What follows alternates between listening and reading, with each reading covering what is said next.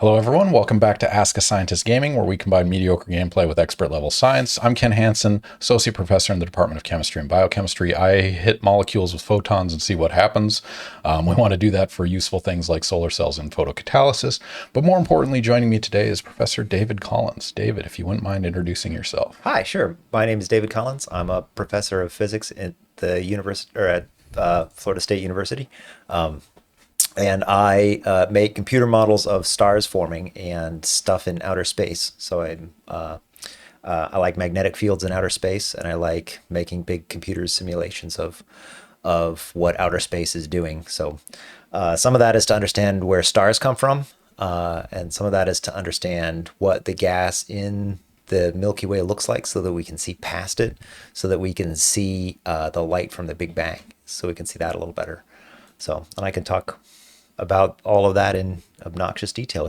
And black holes and James Webb Space Telescope and all sorts of stuff. All right, equally important, what game are we starting with? Today we're starting with Breath of the Wild. I am in the middle of Divine Beast Van Naboris.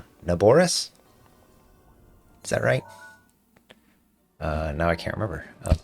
No worries. And this is one of the harder puzzle levels, so I'm probably not going to spend a ton of time here because that's me getting stuck isn't as fun as me driving around with a motorcycle. So I have another, this is in master mode, and I have another game in normal mode where I have almost 100% of the game. So we can drive around with the motorcycle if you like, which is one of the most entertaining things you can do. That's the point, right? Right. It's a little dumb and over the top, but it's also totally awesome. Reese's Pieces, the big camel. Apparently he's played this game before, so you might have additional coaching to get your additional 0.08%. Fantastic. That would be great. If somebody else can help me figure out what I'm missing, that would improve my life to no end. Your life will not be complete till it's 100% cleared. Yeah. Really, it kind of bugs me. That's fair. But I also hit a point once I got all the Koroks, I realized that I needed to stop playing because it was taking over my life. Yeah. But have you done an internet search of the most common missed portions of the game? I haven't. That might ruin it for you. Yeah, I mean, I've looked at a couple of walkthroughs and whatnot, and they all tell me stuff I already know. Do you remember back in the day when we didn't have walkthroughs or the internet? Oh, I know, man. The Games were original harder. Zelda and Zelda 2. Yeah. It was more satisfying in a way to beat the original Zelda than this one. Yeah. Although it's a much smaller game, but I don't think it's any less fun. Like, this game is great, and I love playing it, and it's a nice big sandbox world, so you can get lost in it for forever. Yeah. That's beautiful. But there was nothing quite like being brand new and being 9 years old when it came out. The joy we had back in the day. Yeah, the magic of being a little kid. Yeah. I like it. Although my kid now gets to play pretty fun games, like Deltarune just came out. I don't know if you followed this game at all. No, not at all. It's like a Wagnerian opera. It's incredibly elaborate and intricate. And amazing. He has this series of 7 games planned, and he's released 2 of them. So it's got backstory. It's got there's lore. An enormous amount of lore. Yeah. And it's all interconnected. My kid will spend hours telling me about it. Are they on? Do we see who's on? Are your kids on? Do you know what their IDs are? Oh, I have no idea. He might have texted it to me. David Collins Kids. Oh. Feel free to comment in chat. Also click the follow button. All right, ladies and gentlemen, joining us today is Dr. David Collins, an astrophysicist. He's an expert on all things space, modeling, and magnetic fields. His username is I Can Smell You Run. Oh, after his dad. That's right. Double Majo, thank you for the follow. Welcome. Oh, yay. If you have questions for Dr. David Collins, feel free to throw them in chat. I think you're comfortable, right? We're ready to start. Yeah, I'm ready to go. Let's go. All right. Scuzzbot Wotus wants to know, what could be an early discovery enabled by the James Webb Space Telescope? Let's see. We're looking for. What do you mean early? Do you mean early in history? Earliest when this, I'm assuming when the telescope goes live. What are we going to learn first?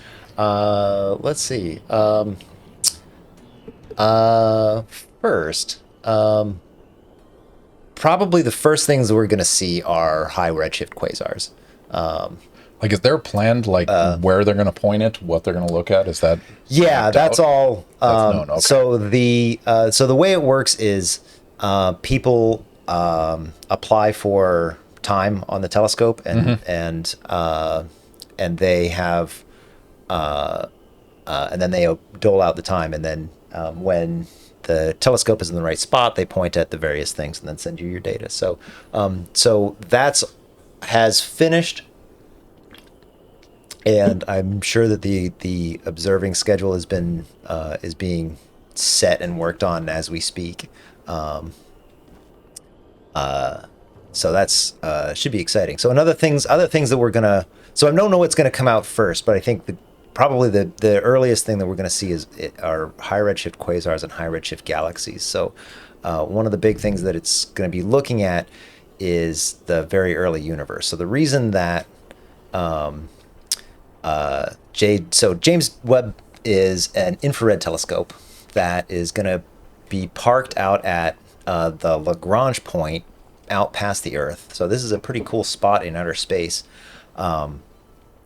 where the gravity of the Earth and the Sun and the centripetal acceleration of that system all balance out. So you can park a satellite there and it'll just stay put in this spot. So if you've got the Sun and the Earth, you can just put a satellite out here and it'll just stay put there. It orbits this empty region of space, which is kind of rad. It's called the Lagrange point. There are 5 of those. And we have satellites in 2 of them. So James Webb's going to go there. Why there? Because it's far away. So it's an infrared telescope because we want to look at the early universe.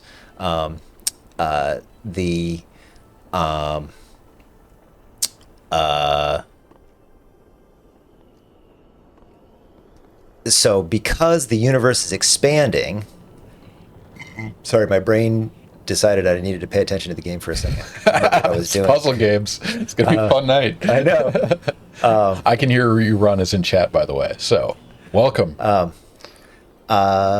So that's how it works. So it's an infrared telescope because it wants to see light that has been highly redshifted. So the universe is expanding. And so as the universe expands, every photon that gets emitted is getting slowly stretched out by that expansion. So something that's pretty far away from us, the photon has been traveling for a long time, so it's been stretched out by the expansion of space and has been redshifted. So it's a longer wavelength photon. So hydrogen alpha, for instance, is a really common signal from hydrogen. It's from one of the low level excited states. So there's a lot of hydrogen alpha in the early universe. Galaxies with a lot of hydrogen will be emitting in the near infrared because of the redshift. So one of the things we're looking for is high redshift galaxies. One of the things they're looking for is high redshift quasars. So quasars, the reason I say quasars is because they're some of the brightest things in the universe. And we can see them from clear across the universe. So, so these very old quasars are I think, one of the first things that are going to pop out. We're also looking for molecules in our local universe. In the local universe, one of the things that we're really interested in is dust and molecules in star-forming regions, and things like that. So, yeah. No, that answers it perfecally. Yeah. I mean, the Lagrange point is a really fun. It is. Like, presumably named after the person that discovered it. They got, and there's 5 of them in our solar system. Yeah, in any 2-body system. Okay, it's Earth, Sun. Okay. Yeah, so it's the Earth, Sun, system. There are Lagrange points for the Earth Moon system. I see. I see. There's for any pair of bodies. There's a set of Lagrange points. That's awesome.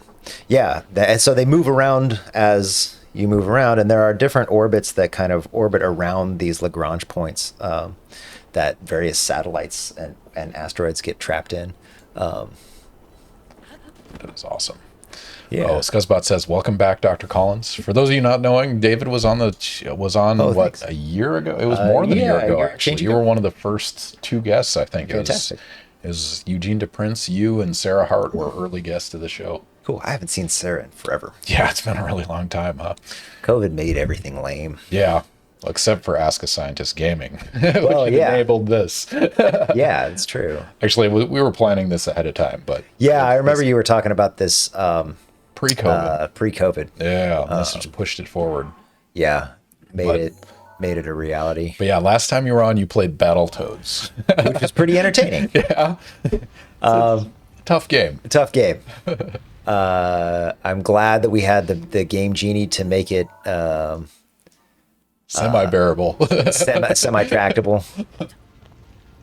Oh, did I move the wrong one? I was looking for that chest. But puzzle games might be a bigger challenge, actually. It might be, because it does take some thinking. So maybe I can. Let's see if I have. So the plan for tonight is Zelda Breath of the Wild, then go to Portal, then Portal 2, and then close the night with NARC. That sounds good. I'm going to go drive around with the motorcycle for a couple of minutes while we get warmed up. Sounds good, because Zelda is a driving game. That's right. I like it. All right, if anyone has questions for Dr. David Collins, throw them in chat. We're talking black holes, we're talking magnetic fields, we're talking whatever you want to outer about space. astrophysics. Speaking of which, I looked on your webpage. Your publications haven't been updated since 2018, but the last one you had listed there was, what was it? It was something like explosions. God, I can't remember the name. I actually listed it today. But it was like thermonuclear explosions and the impact on magnetic fields. The magnetic fields. Yeah. I can't remember actually the exact title. something I'm really like bad that. at titles with papers, even mine. I know. Anytime you get to use thermonuclear explosion in a title, Right. you've won. The rest of the words don't matter. Yeah, so that was a pretty fun project. We made some simulations of supernova, but we put magnetic fields in them to see what would happen. Uh-oh, my Savage Lionel spear is badly damaged. Let's use a different sword. Oh, here's a fun one. This is the spring-loaded hammer.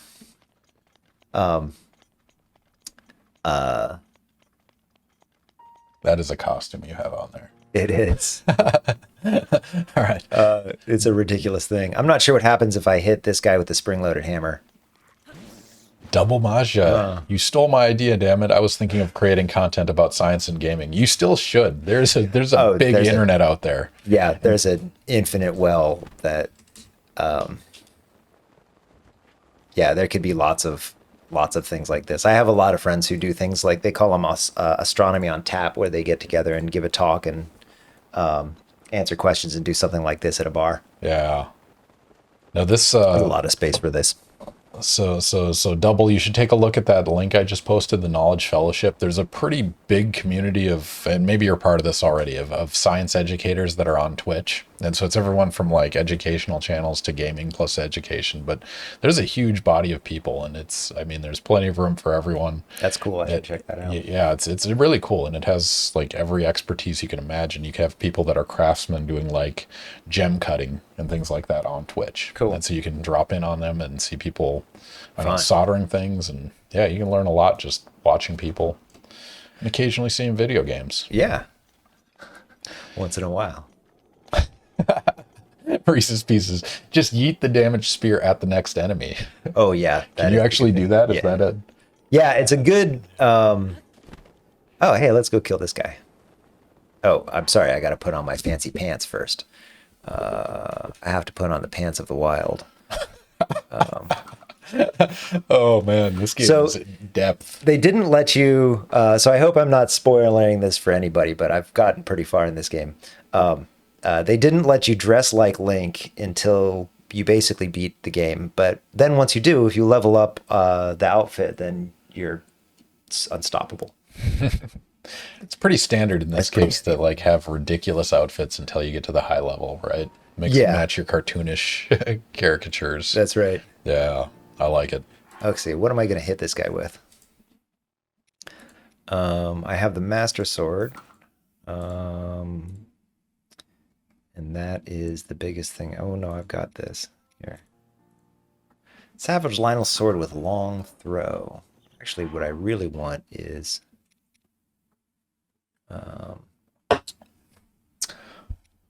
So anyway, we're talking about thermonuclear explosions. Right. Oh, yeah. I looked at that paper, and you had some beautiful graphs showing magnetic field lines during a supernova. Is that, am I understanding correctly? So the...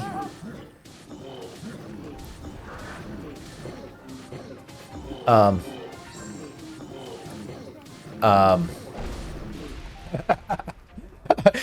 need to beat this guy hard. Yeah, I don't know. You're wrecking that guy's ankles.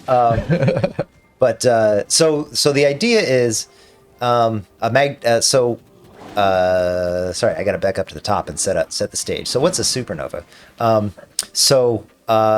type 1a supernova is the death of a solar mass star, or a solar mass-ish star. So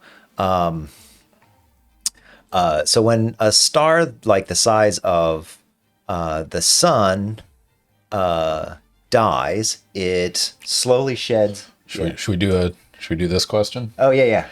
I totally get interrupted if there's another question. No. This prediction right here. Oh yeah. This is a fun one. It's topical. It's directly related to what you're talking about. That's right. So let's do this one. All right, those of you that have some standard internet units, if you're not following Click Follow, get your standard internet units, spend your money on this channel. Any of those things yet. Yeah, that's why I didn't want to interrupt you. Good catch. But we have predictions. Normally, these predictions are based on betting on games, but we use them to do science questions. You are on Ask a Scientist Gaming honor policy, so don't Google them. Just answer as you, either know the answer or your intuition leads you one way or another, or feel free to guess, because none of these points matter anyway. But the question is up. The sun's corpse, when our sun in our solar system dies, what is it going to turn into? Is it a black hole or a white dwarf? Should I help and tell them what those things are, or just let them go? I mean, yeah, you can tell what those are. You're just defining them, right? Yeah, as long just as defining you don't lead things. anyone. Yeah, so a white dwarf is a small, dense object that's usually made out of carbon and oxygen, and they're not undergoing any nuclear burning by themselves. So they're just relatively cold, for astrophysics, cold. It's not as hot as the supernova, which is 1 billion degrees. Yeah, it's only 1 million degrees or so, right? But they'll eventually cool to the background temperature of the universe. So they're not doing anything. Whereas a black hole is a singularity in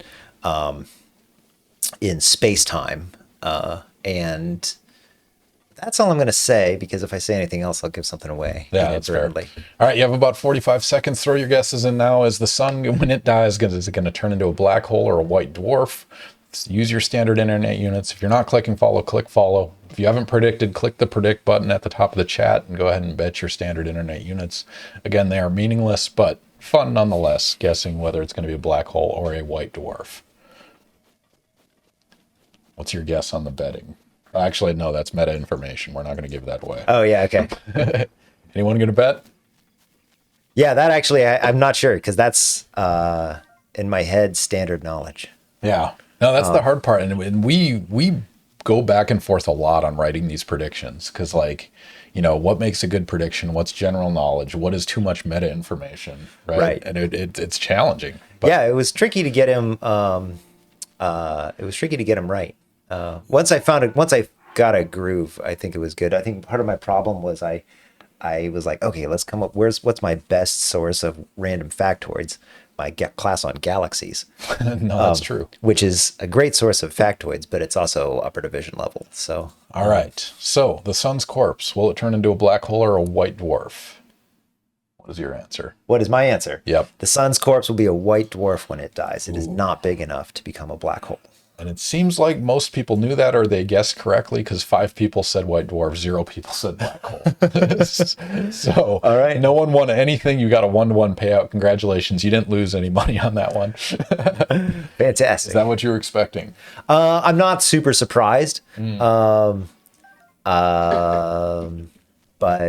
I wasn't sure what to expect from that one. Yeah. Because that one feels like relatively common knowledge. Yeah, that one's fun. These will escalate as we go through the night. But yeah. Thank you for betting your internet points. Again, you didn't get a payout on this one, but cheers nonetheless. That's okay. Thanks. Speaking of which, what are we drinking tonight? Tonight we're drinking the blood of this Bokoblin. Also known as Founders All Day IPA. Also, Founders All Day. Yeah. Green screen, you're not going to see it. But right. It's on a green background. It's okay right now. Right. So this is a really tasty beverage. It's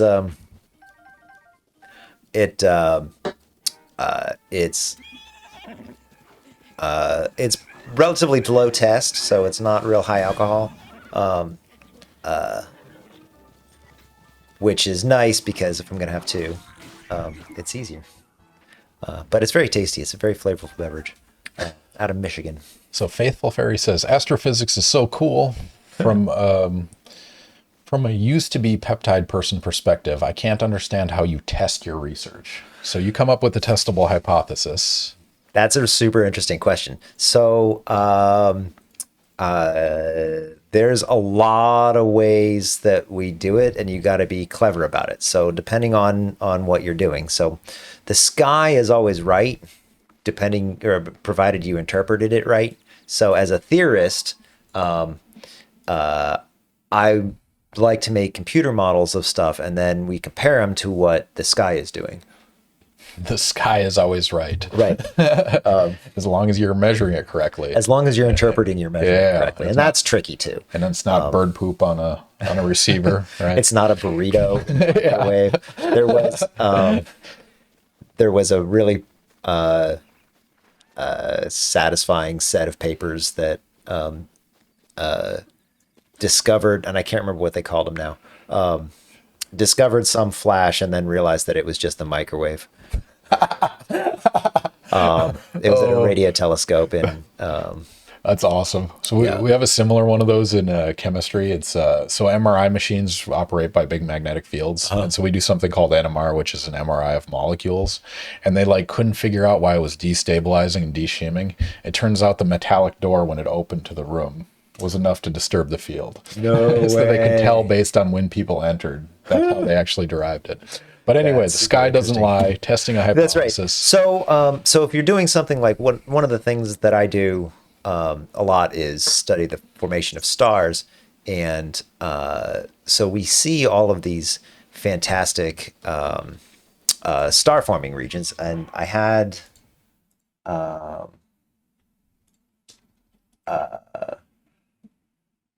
prediction. Did I have a prediction about that? No, I just thought about one.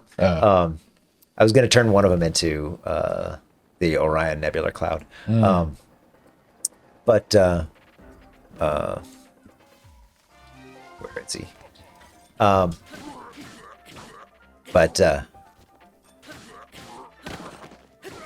Sorry, I have to smash and take this guy's lever. Oh, I can't carry any more weapons. Priorities.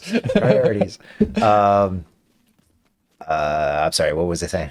You're talking about sky being right. Oh, right. Testing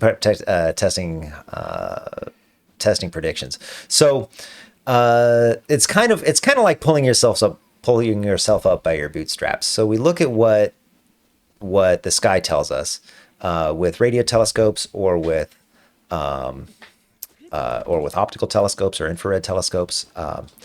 And then we got to interpret what that signal means. And so sometimes that's relatively straightforward, like stars. We understand what stars are, and how they work. We understand that pretty well. This giant pile of bones turns into a huge monster in a couple of minutes. Maybe I'm going to go up here and we'll fight him. So, for instance, one of the things that we try to do is understand where stars come from, and So we go and look for, with our telescopes, we go and look for star forming regions, so places where there are young stars. So what's a young star look like? So young stars, depending on how young they are, have several spectral features that you can see. But some, the very young ones, are embedded in clouds of molecular gas, so you can only see them in the infrared.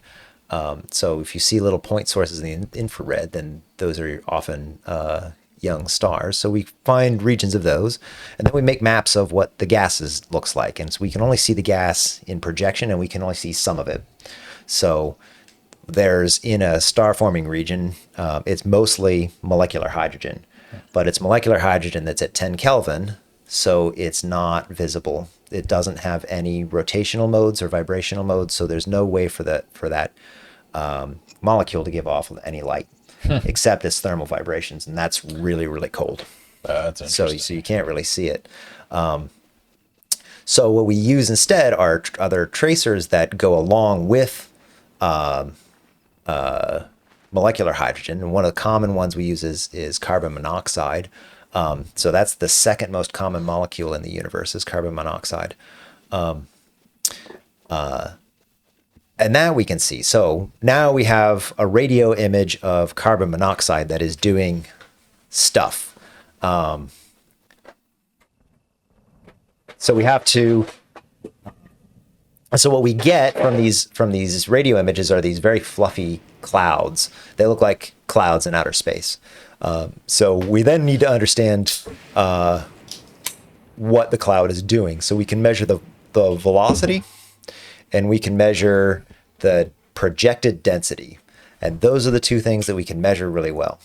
So I need to make my computer simulations look like that. So whenever I do a computer simulation, I look at those two quantities and I compare those to what we get out of the sky. And if I get the same thing, then I do a victory dance and I say, I'm right.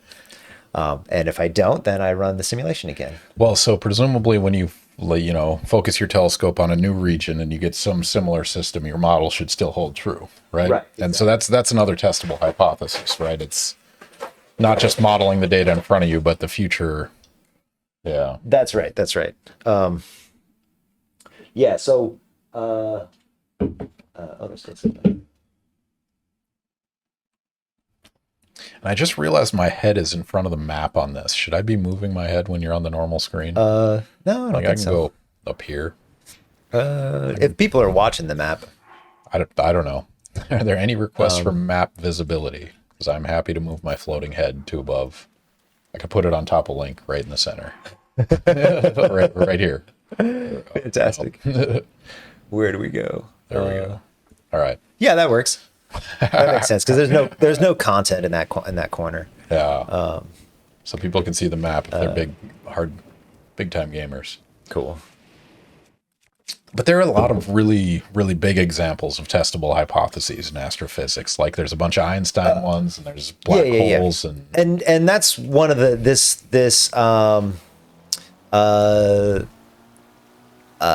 thermonuclear papers. So with supernova, you can do a lot of testable hypotheses because supernova explode, and then you know where that object is, and it's doing stuff for the next couple of years. Mm-hmm. And you can. Oh, that's interesting. So you can make like year out predictions on what should happen. Yeah, exactly. Yeah. So you have a continuous data set coming in. That's really cool. Yeah, that's right, and that's something that we're trying to do with some of this supernova work is say, well, what are these supernovas? So there was one that went off in 2014 in the Cigar Galaxy. Now I can't remember which one. No worries. No worries. But anyway, it went off very nearby. You could see it with a pair of binoculars. Oh, that's cool. And there's a lot of baddies. Let's kill them all.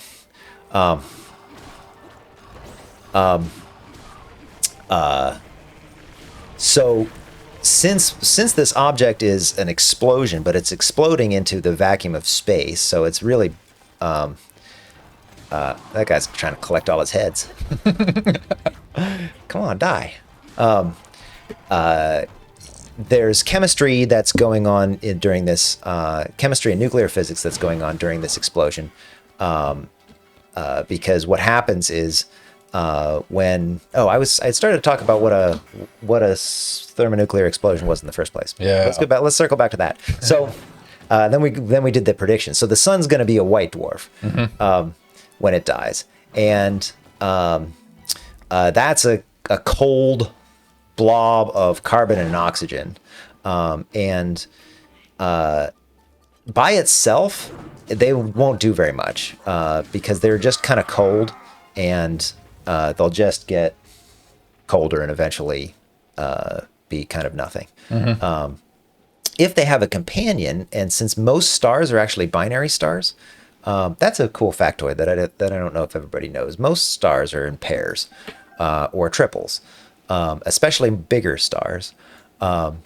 So most stars, when so many white dwarfs have a companion, and that companion is made out of gas.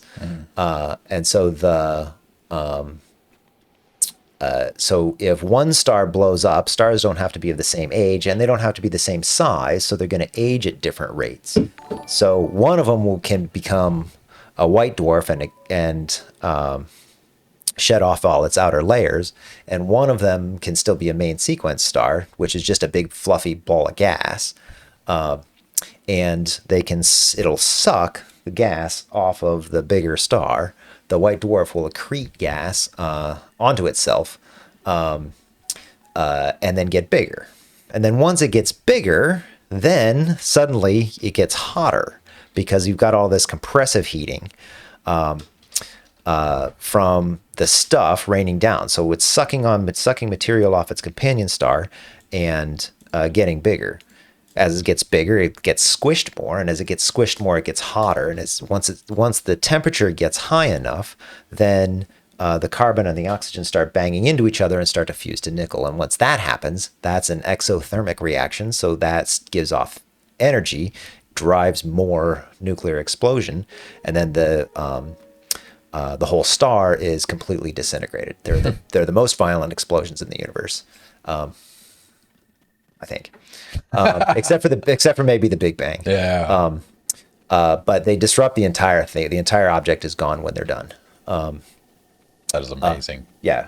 I mean, it's not so now. It's a nuclear fueled. The number of nuclei, it stays the same. It's just spread out over the entire galaxy. Yeah. Matter's not destroyed. It just dissipates. That's right. That makes sense. So with some of these, we're trying to predict what.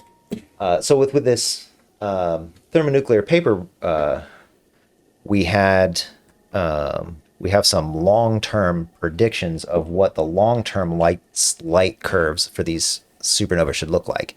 So the explosion is violent and burns all of this carbon and oxygen into nickel, and then the nickel decays to other things, and that powers the rest of the explosion. So that decay burns a lot, and that's where most of the light comes from. But there's a lot of physics that's going on in there. There's positrons and electrons that are all charged. This whole ball of stuff is all charged because it's held up by what's called degeneracy pressure. So it's perfectly reasonable for this charged fluid to make magnetic fields. Whenever you have a conductor moving, it can make magnetic fields.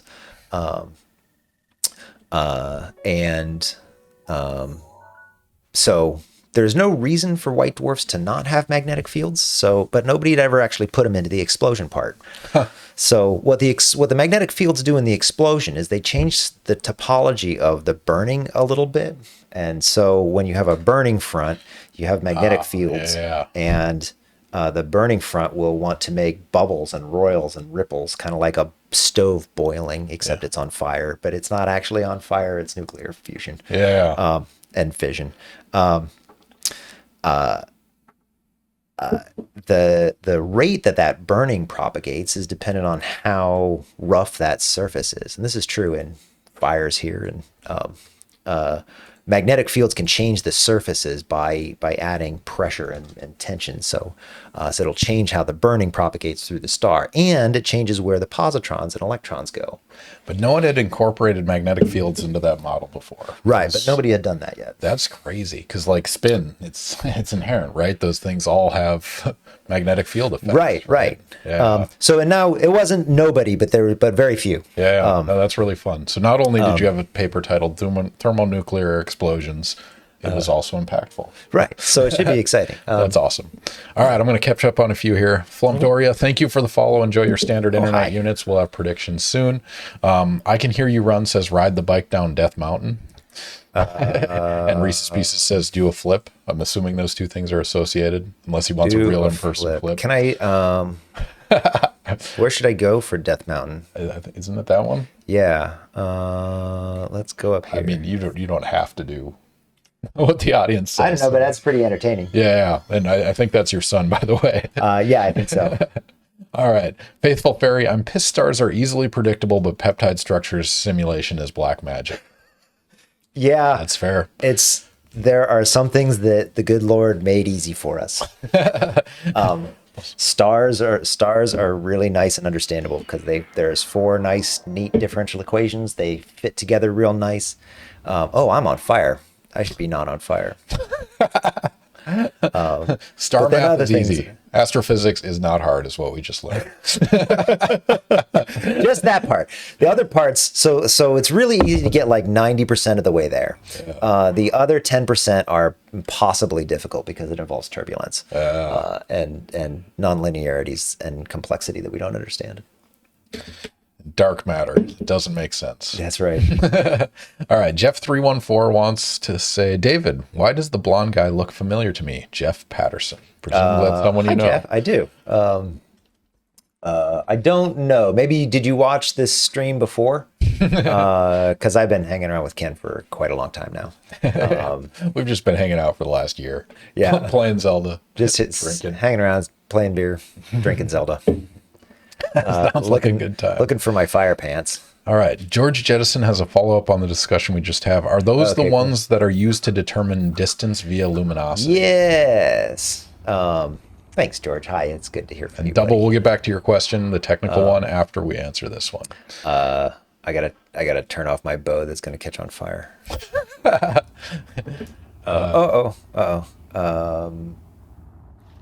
So yeah, I knew I was gonna say something. I've got the attention span of a fly. No worries. I'll keep reminding you. We'll be on track. I appreciate it. So that's part of why we were doing this study in the first place. So these supernova are the most violent explosions in the universe, and one of the other neat things that the good Lord did for us. I'm not sure why I'm invoking him for this. Whatever.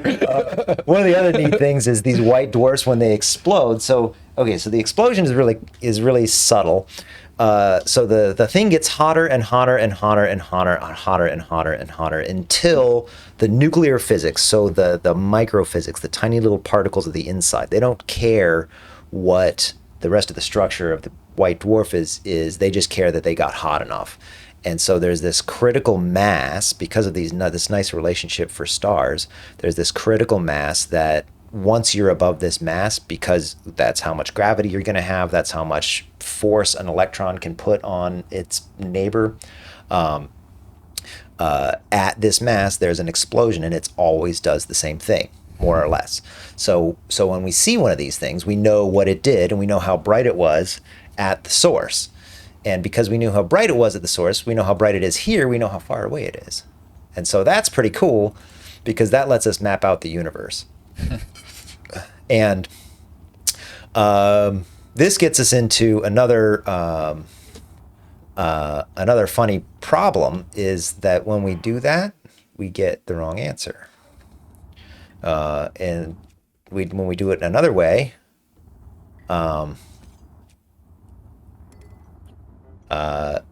sorry, I totally forget. Oh, I can't ride the bike here. That's why I can't do it. I can't ride the bike, Max.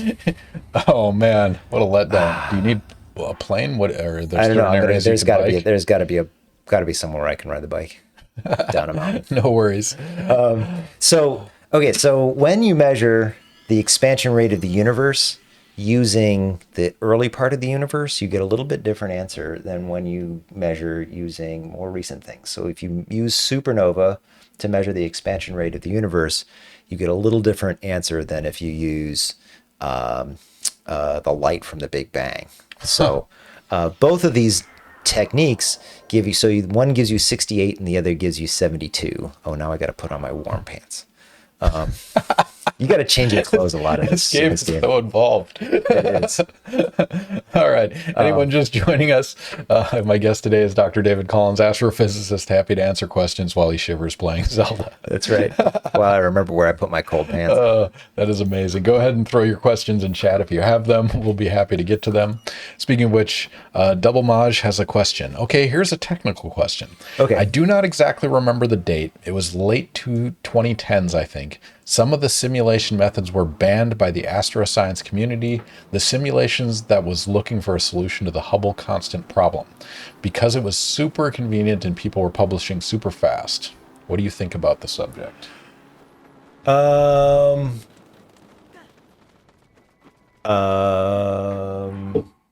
Banned.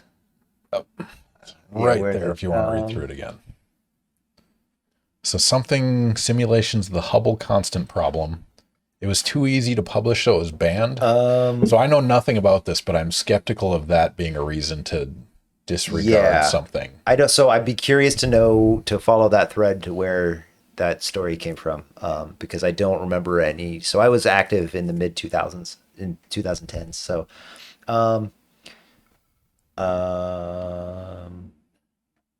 if you have a link to that story, you can whisper it to me. I'll bring it up in one of my browsers and take a look at it. But the answer is David doesn't know what you're talking about, but he wants to. Yeah, that's right. That's in fact exactly right. That's intriguing. I mean, I mean, if the community at large gets together and says this isn't working, we can't do this, and that's the kind of thing that like the community will certainly rally against various simulation methods. So there's in the star formation community, there are various ways to simulate turbulence. Well, there are various ways to simulate turbulence in all communities. Some of them work better and some of them work worse. And there was, around the 2010s, there was a lot of study about how well various methods work. And some of them came out on bottom. Oh, I see. So that might have been part of this discussion. Right. So that might have been it. So, and the reason is it's just hard to get the method to work to do the turbulence right, because fluid dynamics is extraordinarily difficult to simulate. Makes sense. Alexander brings up an important counterpoint: more disinformation from the spherical Earth sheeple. Right. What did we learn, David? we learned the spherical Earth. It's more of a more disinformation, fake news. Oh man, because we have a common question: what's the Earth is flat equivalent of your field? In your field, it is literally the Earth is flat. But there are others too. I mean, astrology is an example, right? That's. I mean, can you convey why that's ridiculous? Well, yeah, because the star signs aren't even where they're supposed to be anymore. Good point. But more importantly, there's no information that can be conveyed to my body from asterisms that are not physical objects. So a constellation isn't a physical object. It just happens to look like this collection of stars. It's totally in our heads. Yeah. So trying to decide that my personality is based on something that we invented is silly. More importantly, whether or not, however I feel about it, it is scientifically refutable. So you can do a double-blind study and show that horoscopes don't mean anything. So I heard a story once, and you can correct me if I'm wrong, but if you do the math, like the doctor in the hospital room has more gravitational impact on you than the stars do. Oh, yeah, I wouldn't doubt that. He's so much closer. It seems reasonable, even though the mass is much, much smaller. The distance is astronomical. Yeah, it is. And there are so many more things between me, like the gravitational field of that star is washed out by the gravitational field of that star. So I can't tell the difference between those two stars gravitationally because they're, 1,000 light years away. I mean, so then cooperative behavior of 6 stars in a constellation doesn't right, matter, because right? there's not even they're not even 6 stars in a constellation. It's a Yeah. star that's here and a star that's over here. Yeah. It's a star that's they don't know that they made a constellation. And they didn't. We did. Yeah, that's right. We played connect the dots for Right. the last 100,000 years right. or so. And I think it's appealing, and it has an appeal. Speaking of which, should we drop the car company one? Oh, sure, yeah. That's a fun Speaking one. of asterisms And we're at 8:45 right now. Do you want to change games? We could do 45 minutes ish each game. It's up to you. yeah, let's do. You want to play some? You want to play some Portal? All right, I'm going to post this. We're going to have a prediction here. If you're not following, click the follow button, get your standard internet units. You can bet on this question. Let me pop this up here. We'll give you 2 minutes. So the question is, a car company was named after a star cluster. Which one is it, Hyundai or Subaru? Which one is named after the cluster? All right. And here it's super important that you don't cheat, because that's an easily Googleable answer. No worries. Somebody click follow. I cannot tell. All right. Let's switch to keyboard. Oh, dope. Let's set this up. So we're changing systems. We're moving over to Portal. We're going to play this on a PC with a keyboard and mouse. Yeah, Portal is an excellent game. Super fun game. Oh, I have George not Justin. played. Sorry, we did not fight a dragon. But Portal's close enough. Oh, yeah. All right, go ahead and click Portal. Oh, yeah, thanks. That one right there. I can hear you run. Thank you for the follow. Use your standard internet units. Bet them now. Which car company is named after a star cluster? Is it Hyundai or Subaru? You have about a minute to answer this question. And we are going to start Portal. Dope. Yeah, I'm excited. Yeah, me too. I really love this game. Yeah. All right, let me know if the volume's too loud. I'll be damned if I get this wrong as a Hyundai owner. You've got more than internet points invested on this one. All right, I better put my head back to the corner. All right, there we go. All right. So for people that haven't played Portal, I guess you can wait and explain it when you get to portals that actually do things. Yeah, if this is a show, whereas it's a tell. Yeah. Okay, is this where I just gotta wait? Yep. Okay. And yeah, or maybe you walk to the door. I don't remember how, but you can pick up things in here like the radio. Oh, right. All in on Subaru. Let's do this. We got some reasonable bets going on here. All right, last 10 seconds. Bet your standard internet units now. Car company name for a star cluster. Is it Hyundai or Subaru? Ooh, we got some big bets on this one. All right, it's 3 versus 6, 1.6K points versus 250 points. What is the answer, David? The answer is Subaru. Subaru is named after a star cluster. Because that Subaru is Pleiades in Japanese. And you can see it on their logo. Their logo is a cluster of 6 stars. That is awesome. Someone should request a factoid immediately. Use your standard internet units that you just won. Not a huge payout, but enough to request a factoid. Game volume is too loud. Sorry about that. Bump that down a bit. All right. All right. Sorry about that. Yeah. All right. Reese's Pieces redeemed request a factoid. So follow up your prediction with a factoid. Oh, yeah. So this is a rad story that I just read. I just read on several sources yesterday.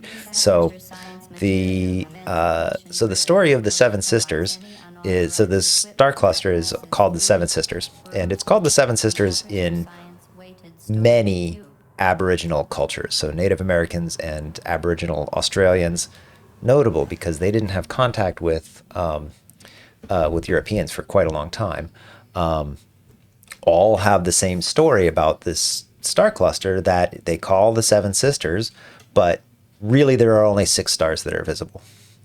So now that Gaia has measured the positions of these stars so accurately, scientists backed out what the star cluster must have looked like 100,000 years ago, and there were 7 visible stars. So over the course of human history, we have we have learned and retained that there used to be another star there, but it hasn't been visible for 100,000 years. 100,000 years. Which is about as long as humans have been around, right? I think modern humans, something like 250,000 years. Yeah. Fire, 750,000 years ago. So, yeah, that's intense. Right. So it's pretty amazing. So the story has to go back before 100,000 years. Right. If you believe 7 stars turned into 6. Right, which is kind of magnificent. It's like that must be one of the oldest stories on record. Like, I mean, I can't believe I haven't heard of this till now. Like, I know. There are like global stories like that, like Epic of Gilgamesh and Noah's Flood and stuff, like global events that people have documented across different domains. And this is one that's amazing. Yeah, it's kind of 100,000 rad. years. I know. It's like here is your humanity. Prediction machine. Can we ask anything? Is this like Google but live? Yes. Yeah. And just like Google, you might get a garbage answer, but feel free to throw any question you have in.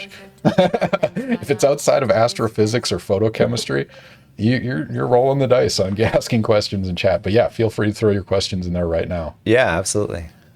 But so much older than written records. What did we look this up? It's like 10,000 years is first. Like, I think recorded. the first written records are on the order of 10,000 years. Did I just go backwards? No, that's right. Anytime you get in the elevator, I think it's good. I just kind of stabbed at that one. Is this like Google but live? Yeah, it is. Except I'm not trying to make as much money as Google is. Man, I was trying to find something really specific on the internet the other day, and Google, because it's trying to be clever, just kept giving me the same thing that it wants to sell me, and not the thing that I was trying. I was crafting these really articulate. It's trying to sell you a Hyundai. Right. That's awesome. Why are Laplace transformations so important? Laplace transform so important? Do you mean Laplace versus Fourier or transforms in general? It says Laplace transforms. Interpret it as you will. Answer accordingly. Because they work as Reese's Pieces response. Yeah, because it lets you take an equation, or it lets you take a system and see a completely different aspect of it. So the Fourier transform is my favorite of the transforms. And I think is the easiest to get your head around. Oh, I need to get through that hole. Do I just need to sit and wait for this hole to show back up? Can you shoot? I can't shoot yet. I don't have the gun yet. I can see the hole is changing, and I think I accidentally came through this way. Yeah. As are the stairs. Anyway, so the Fourier transform is maybe the most important thing that's ever been invented. There it is. Wow. All right, we got a portal gun, ladies and gentlemen. Yeah. Okay, so how does this game work? And now we can show you how this game works. So this game lets you shoot. It only lets you do one portal first. Oh. Okay, thanks. Yeah. Oh, and now where I'm supposed to go. No worries. We'll wait till you have 2 portal control, and then you can explain the gameplay. But yeah, right. Fourier transform, most important. So it allows you to go between a description of something in actual space, like I live in, and frequency space. So I can describe a signal by the various frequencies of oscillations that it experiences. So hippies are fond of telling you that everything is oscillations, and they're not wrong. Yep. Because you can take anything that isn't severely broken and turn it into a collection of oscillations. So that lets you do all kinds of interesting things. So, for instance, the funnest thing you can do with it is you can turn a song you're singing into the frequencies, and then move the frequencies, and then turn them back into notes, and then you have auto-tune. Or you can think about how an electron works, and an electron is good. I think you're elevatoring. Is it elevator time? Yeah, anytime you can go in an elevator, I think it's yeah. I think It's that says go that way. Thank you. Yeah, it also lets you filter high frequency noise and Right. low frequency and and auto tune. And it's so many of the wonders of quantum mechanics are really just wonders of Fourier transforms. And Fourier transforms are useful for signal processing. Your computer wouldn't work without the Fourier transform, because all of the signal processes all get disk shifted to frequency space before they're dealt with. Oh, can I go through here? Yeah. What's the input to output the signal? What's that? What's the input to output the signal? Who's Prediction machine. Is that a follow-up on your answer? So basically, if you take, say, a song, the input is the voltages with time, and then you transform it, and the output is the amount of each frequency that you get. So if I just sing a note, then if you did the Fourier transform of that, you would see a peak at the note that I was singing, and then some shape for the rest of the color of the noise. Yeah, it's like a histogram for frequency. Yeah. And it allows you to do so many things. So the relationships between Fourier transforms and their real analogs are extremely powerful. I just got sucked into the math of CT scans. Oh, that's fun. Because the Fourier transform is essential for making a CT scan to work, because if you just try to shine a light through something and try to interpret the image, it's very difficult.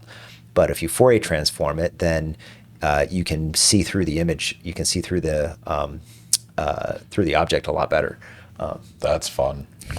I can go into more detail, but I think it'll get too mathy too fast. What's fun is the MRIs also use Fourier transform. Right. They use the relaxation frequencies of water, put it into a frequency domain, and then draw colors based on the frequencies. That's cool. Yeah. So that's fair. So the answer is we don't care about Laplace. No, and then so why do we care about Laplace? Now then I have to remember Laplace is another transform that does something else, and it's something subtle that I'm blanking on. I do not know. I've never used a Laplace.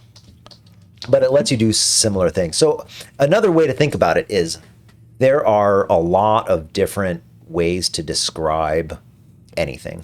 So a Laplace transform reduces a linear differential equation to an algebraic equation, which can be solved by formal rules of algebra. Okay. Why does it do that now? I can't remember. But one of the useful things about the Fourier transform is it turns integration into multiplication and differentiation into division. That's a fun way to frame it. I like that. And that's extraordinarily powerful because it makes things very easy to solve, because differentiation differential equations are difficult to solve. But algebraic equations are often quite a lot easier. And the Laplace transform is another one that allows you to,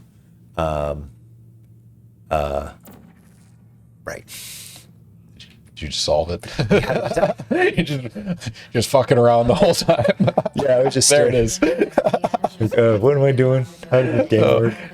Mediocre gameplay. In David's defense, it is hard to play video games while talking high-level science. He's doing an excellent job at the science, not so much of the gameplay. Prediction Machine and C. Guzman, thank you for the follow. Enjoy your standard internet units. You can unlock, some of our emotes. Have fun with those. You can do predictions. You can, what else can you do? Request a factoid. You can make us take a drink. Any of those things we are perfectly content doing. And again, welcome to the stream. That's accurate. I hope you're enjoying your time here. Yeah. Oh, where did you go? Oh, I need you, Cube. That's okay. Oh, where does this come out? Oh, dope. Maybe it wants me to put it right on this thing. Yep. All right, so for those of you that aren't familiar with Portal, it's basically it's a puzzle game where you have to open doors with different levers, but you get something called portals, which eventually he'll get control of a yellow portal or an orange portal and a blue portal, and it'll allow him to go back and forth when you can shoot on surfaces. Yeah. So he'll show you that in a little bit. All right, we should probably do another prediction since you have a bunch of them. Oh, I did. What do you want to do? I'll move this over here. Uh,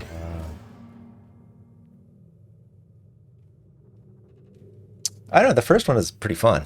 All right. I like that one We'll throw another prediction because up there. I'm curious about what people will say. Prediction, stick around. No. Prediction machine, we're putting up a prediction. This is your job. All right. We're going to throw another prediction up there just because, David, you got on a roll like the last 2 days and you were just brainstorming predictions, which is pretty awesome because I get them fed to me like questions at a time, which is pretty fun. Yeah.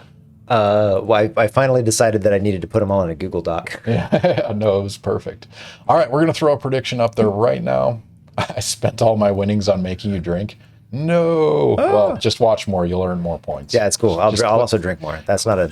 Yeah, you don't need to spend internet points on that, David. We'll just drink. All right. We have observed more planets or black holes.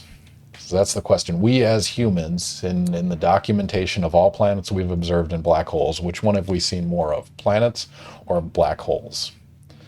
Which is a really fun question. Yeah. And it's intriguing because... Don't give it away. Yeah. It's sort of super hard to not give it away. That's fine. You guys have a minute and a half. Have we seen more planets or black holes? Put your predictions in there right now. Click on predict above the chat and put whatever dollar amount you want. You don't have to do 10 at a time. You can do whatever you want to spend on it depending on your degree of confidence. All right, so 9 o'clock. Anyone just joining us? My guest today is Dr. David Collins. He's an expert in astrophysics, particularly modeling systems and magnetic fields of supernovas, all sorts of really fun stuff. He's happy to answer any questions you have while he's playing Portal for the first time in 15 years. Yeah. Since before my children were born. Yeah. That's an important landmark. But if anyone's interested, I should actually look it up. As part of a required test protocol, our previous statement Is she saying something? that we would not monitor the It's probably not that important. fabrication. Good job. As part of a required test protocol, we will stop enhancing the truth in 3, 2. Oh no. So I bought Portal 2 days ago. Did you actually end up picking it up? Oh, I didn't. You didn't. So 2 days ago, Portal and Portal 2 on Steam was $3. Now it's back up to $15. Oh, bummer. Yeah, you missed the sales. But if you guys haven't played these games, they're absolutely amazing. They're problem solving, science nerd junkies. You will love playing Portal. Oh yeah, it's really fun. fun. It's a beautiful game. It has really fun science background behind it, and the voice talking to your head. All right. So the prediction has closed. Black holes versus planet. We got a 50-50 split. No way. 4-4 plus points are roughly even across the board. So somebody's getting a 2-to-1 payout. Who is getting that 2-to-1 payout? Cool. We have observed more what? Planets? We have observed more black holes by a lot. Black holes. So now I got to be, honest about what I mean by observing black holes. So what we have observed are quasars, and quasars are black holes, but what we see is the light that comes out of the gas that's getting sucked into the black hole. So as the gas gets sucked into the black hole, it makes a disk because outer space likes disks. And that gas gets crushed, and as it gets crushed, it gets heated to unbelievably high temperatures. And these are some of the brightest objects in the universe. And you can see them from basically the beginning of the universe. And they have to be powered by black holes. They are, they kind of lay this one out for you, don't they? It's awesome. Alexander called you out on this. I feel like this depends on what you mean by observe. Yeah, so I would say there. So how many are there? There are several million quasars that we've observed, and we can see a lot of them, and they can only be black holes. So we can learn enormous amounts about them from this. Planets, we've seen about 4,000, maybe 5,000. But even planets we don't see directly, right? We see a tangential beam bending or something. Yeah, so there are several ways to see planets. There have been a number of exoplanets that have been observed, so directly imaged. Okay. So on the order of 10 or 20, so a handful. All right, plus the planets in our solar system. Plus the planets in our solar system. Right. Yeah, if you count all the dwarf planets, I don't know why people are so bent out of shape about Pluto not being a planet, because it's still a planet. It's just the right kind of planet. And now we get to call all these other things planets too. So it's not that we lost a planet. We gained 5 other planets in this demotion. So I think it was a good thing.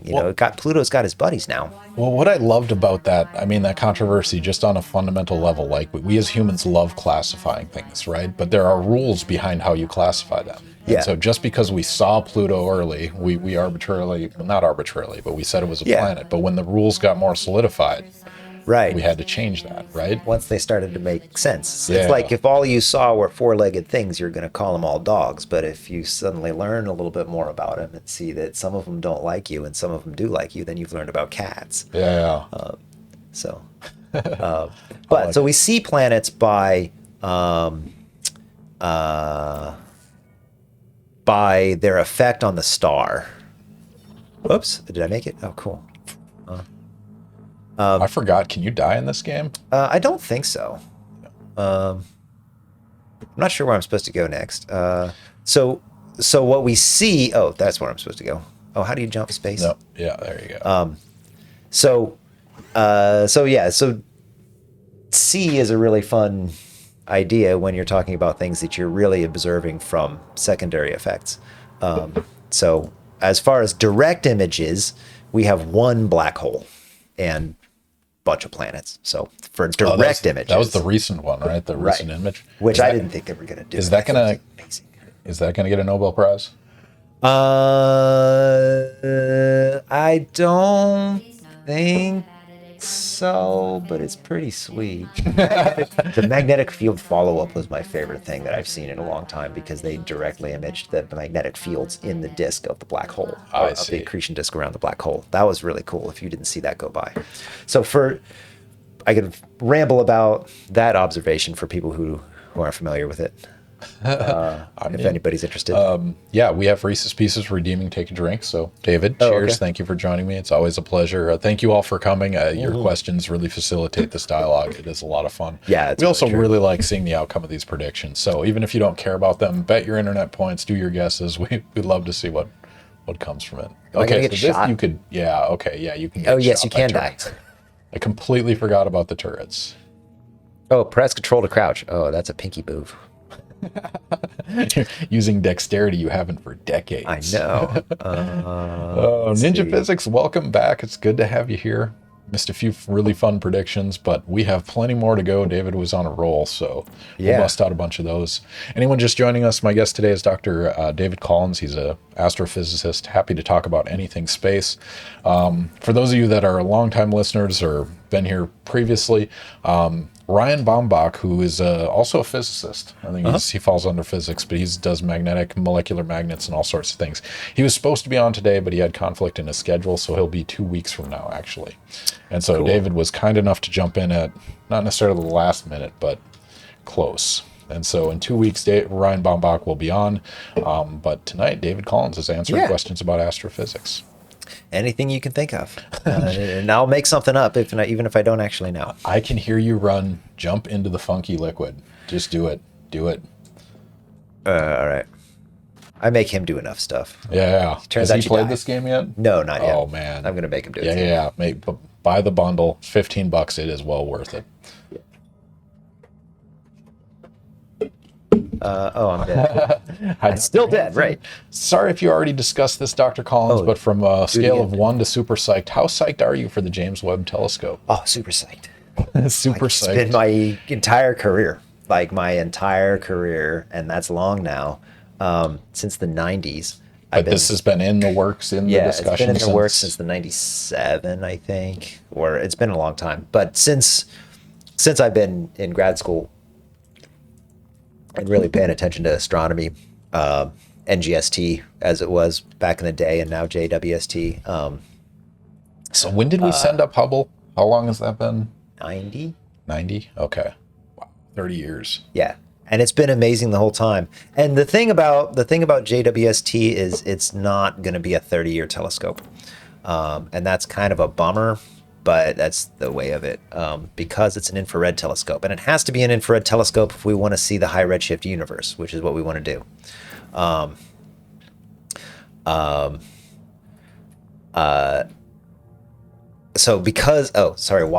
So why is it short-lived? It's an infrared telescope, so it's got to be cold. because your telescope can't be warmer than the thing you're trying to look at. So if the telescope is radiating at 200 degrees and you're trying to look at something that's 10 Kelvin, that's not going to work because you just can't see the signal. So it has a finite lifetime of a couple of years.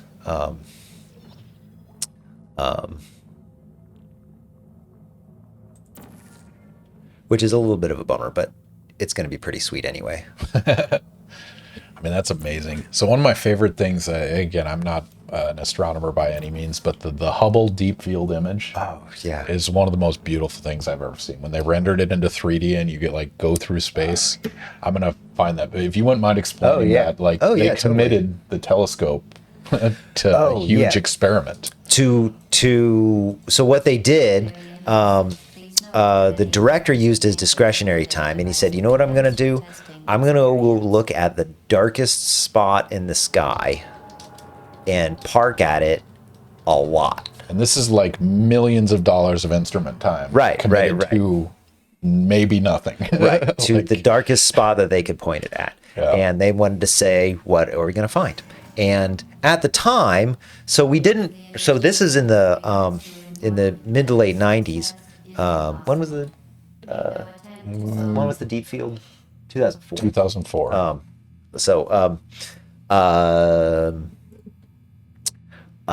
So they parked it in this black spot, and we didn't really understand. This was a long time ago. Our understanding, it's been a really great time to be an astronomer because there have been so many outstanding discoveries in the last 20 years. So much progress has been made in the last 20 years. We understand how galaxies form now than we didn't 20 years ago.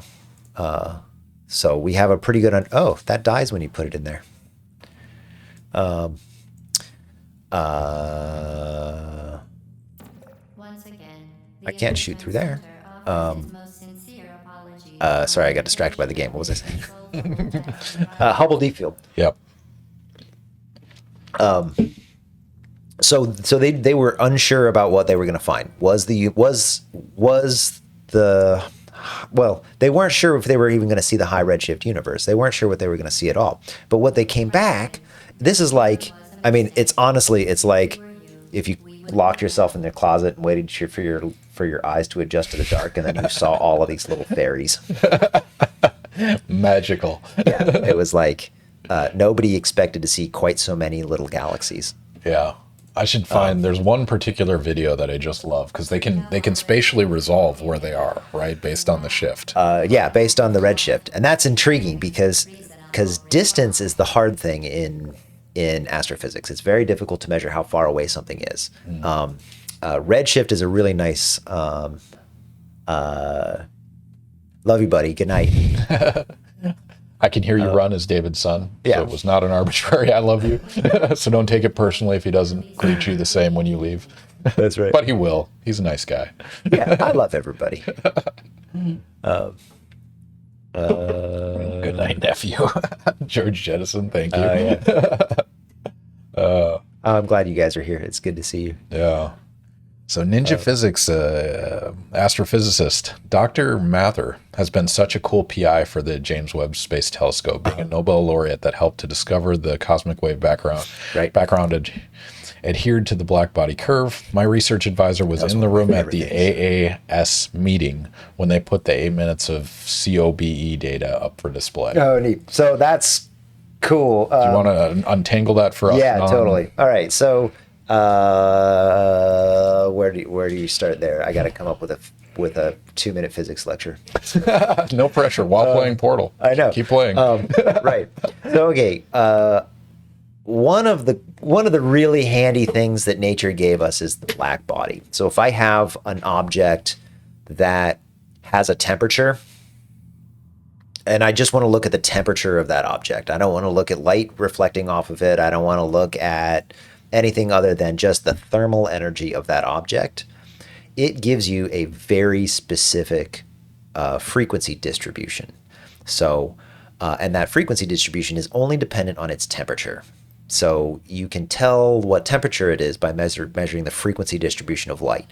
And this is an incredibly important historically, because back in the late 1800s, early 1900s, they wanted to understand why hot ovens were red and hotter ovens were yellow, and they couldn't understand it. And it turns out that you have to invoke quantum mechanics to make that work. But it works beautifully, and it gives you this really nice, very predictable, very exact curve. And it's just it's the spectrum of temperature.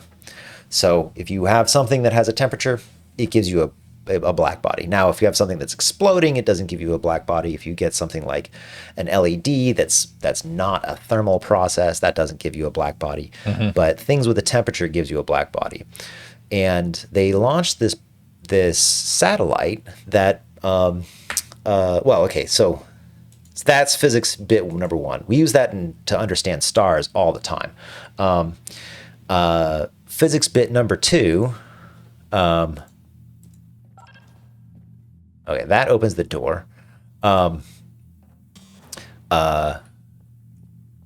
you got to get your cube in there. I got to get my cube, but I only have that door. What happens if I just do that? Nothing. I mean, if you get up there, you're fine. Right? Yeah, but I'm not sure what I'm going to do up here. Shoot another portal? Oh, shoot it inside that room. I can't shoot through the door. Oh. Nice. That I can do. All right. Window. Found the window. Anyway, COBE. Oh, yeah. Sorry. It's part of the fun, right? Yeah, absolutely. Not only doing both of those things, but doing it while buzzed. Right, that's right. On a Wednesday night. I know. I got to shoot my thing. Come back. Oh. There you go. You got this. Companion cube. Got my companion cube. Nice. Okay, so, one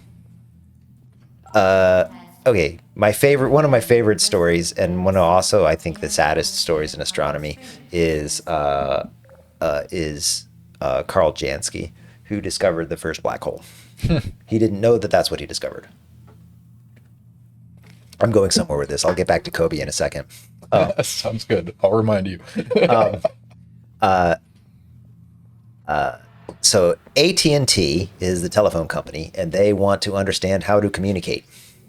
They, in the 20s or 30s, were trying to communicate wirelessly. And so they were trying to use radio waves.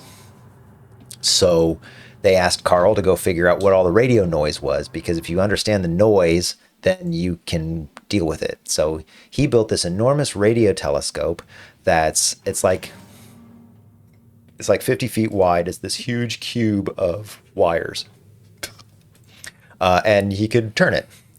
And he discovered storms, and he discovered lightning, and he discovered this one spot in Sagittarius that he couldn't identify. So this is one thing that is the same spot every day. It's always in the middle of Sagittarius. It's this big radio source that he couldn't discover. And it turns out that was Sagittarius A star, the black hole at the center of our galaxy. And he invented radio astronomy. And then they wouldn't let him do any more astronomy, which is... Who's they? Bell Labs. Wow. So Bell Labs then later developed a really excellent reputation for letting people do creative work. There it is. All right. Do you have control of both portals now? No, not yet. Huh. Interesting. Where am I going at? Where's the orange portal? Oh, yeah. Shoot. Jump down. This will be fun. How far do I go? Yeah. That's a physics lesson. I know. Nice. I love this game. This game is so entertaining. Okay, so fast forward that has nothing to do with Kobe. It's just one of my favorite stories, and it's a good segue because 30 years later, Bell Labs was trying to do the same thing, with shorter photons. So they were trying to do the same thing and understand the millimeter wave noise patterns. And so they built a centimeter wave telescope, and there was this persistent frequency that covered the whole sky. They discovered a bunch of noise and sources and whatnot, and did their good work. And they discovered this one frequency, and from their rudimentary measurements, they could measure the temperature of that frequency of 3 Kelvin. Why do we care about 3 Kelvin? That's the temperature of the universe. And that was the first time that anybody measured the temperature of the universe. They won the Nobel Prize for that. Fast forward a couple of years, into the 80s, they finally took a telescope and put it on a satellite, and they put it in orbit. And they measured the temperature of the sky to be the most perfect black body you can imagine. Like when you plot it, you can't plot it with fine enough resolution to see the error bars. It just goes, it's so perfect. It's beautiful. It's the most beautiful black body. It's the most beautiful theoretical prediction that you could possibly have. So what that says is the universe is an oven with a temperature, and that temperature is really low. And then you couple that with the expansion of the universe, and you run that backwards, and you can learn a whole lot. So it has a temperature now. What was its temperature earlier in time? And from that temperature, you can figure out about how old the universe is. So it's kind of rad. Yeah, being in the room when that was shown was amazing. That when I was a kid, I remember that being one of the images that really, I don't know, sparked my love of astronomy. And so that's the COB That's data? COBE, yeah.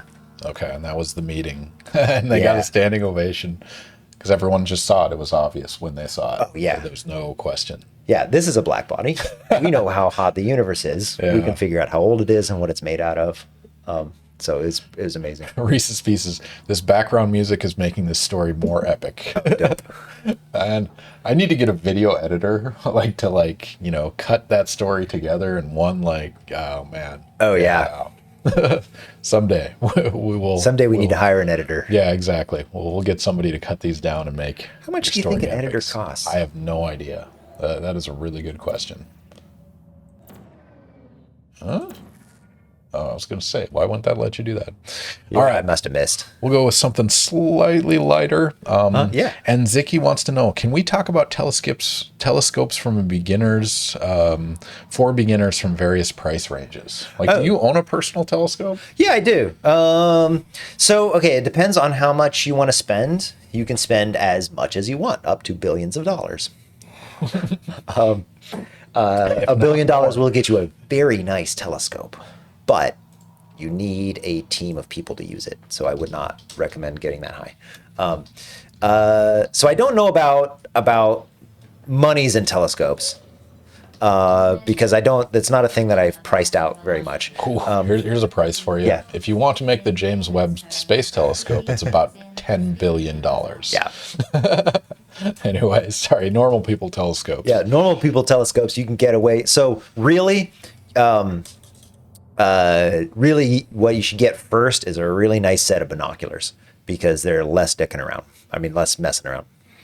You just get a nice pair of binoculars and a tripod, and you can see the rings of Jupiter, and you can see the Galilean moons, and you can see all kinds of great stuff with a good pair of binoculars. So if you want to go look at the sky, but you don't want a headache, that's a good way to go.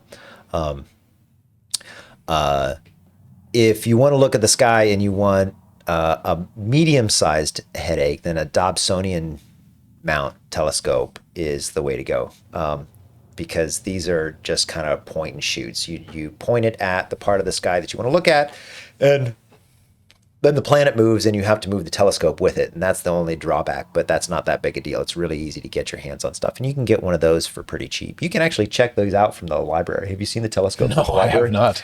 Yeah, you can check out telescopes from the library. You're talking public library? Yeah, or the Leon County Library. Wow. There's a wait list, but I did not know that. they're nice. It's great. You can take it out and plop it down and look at Jupiter.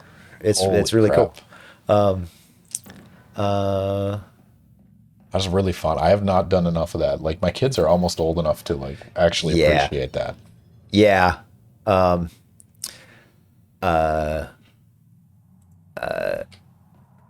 Yeah, it takes, you got to be big enough to really appreciate it. But so I would recommend definitely don't buy the biggest thing first. So if you want to get something that's nicer and you want an equatorial mount, so the different mounts are different levels of complexity. An equatorial mount tracks the motion of the Earth. So there's just one knob, and you turn this knob, and it will just follow the motion of the Earth, and that's very nice. But it's also a super headache to set up and point and get set up right. So that's the kind that we have, but I know how to do that, so it's not as big a deal. I mean, and it's not super hard. It's not like rocket science. So at this point, they have to have. I mean, they're probably expensive, but they have to have mounts that can do this tracking for you. Oh yeah. Right? It's just expensive. Right? Yeah, there are really pretty nice. Celestron makes some really pretty nice robot trackers that'll just move for you. That's awesome. So I don't have one of those, but they're expensive. But here's a quick one. Lasagna Polynomials wants to know, hey, Dr. Collins, when will Dan Lee graduate? Exclamation point, not actually a question. You can ignore it.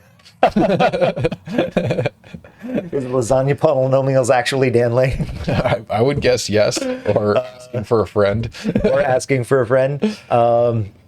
When you get this shit done. Hopefully March. Get your work done. What am I supposed to do? Dan, presumably that's you. Presumably Dan. Hi, it's good to see you guys. Or Dan's friend. Family, whatever. Welcome. Thank you for swinging by. Did I do it? Nope. What am I trying to get? I gotta look at this game a little bit better. I'm trying to get over there. Okay, I just need to launch myself. I think you can get on the platform there. I just need to do this right. Launching is the best part of this game. It is. Physics. So there are all sorts of like, I don't know, early memes on the internet where it was like, if you put somebody here and you smash the portal into them versus them moving, what happens to the person? I know. I loved the portal physics memes. There you go. Nice. I got it once I've actually paid attention. Yeah. Alexander wants to know, have you guys ever played the Stanley Parable? That would be a fun one for stream. No, I haven't. I've seen a little bit of footage from it. What is it? Is it a game? Yeah, it's a game. Oh, cool. I mean, next time you're on, you got to be Portal 2. Yeah. One thing to note about this, you've been playing this for about 45 minutes now. Nice. The speedrun record for this game is about 8 minutes. So this game can be beat in 8 minutes. Which is incredible in retrospect. Like, I know. Walking is 8 minutes. I know. Kind of crazy. Yeah. Shoot behind the square. All right. Alexander also wants to know, if you could have any one physics question answered, what would it be? I'm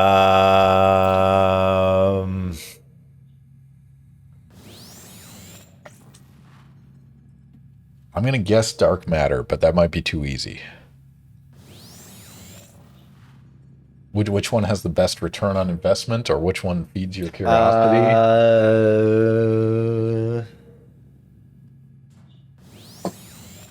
It's a hard one because there's a lot of good ones. I would go with the Clay Millennium Prize, which may be a little cheesy. I would go with the boundedness of the Navier-Stokes equation.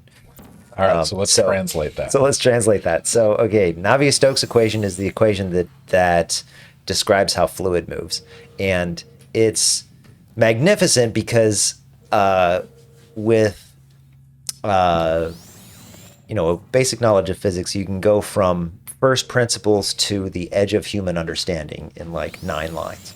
All right. Because Navier-Stokes is really easy to understand intuitively once you spend some time with it, but it has this very simple, deceptively simple problem. There's a V times a gradient of V, and so because you've got 2 V's, suddenly everything breaks, and it becomes impossible to solve.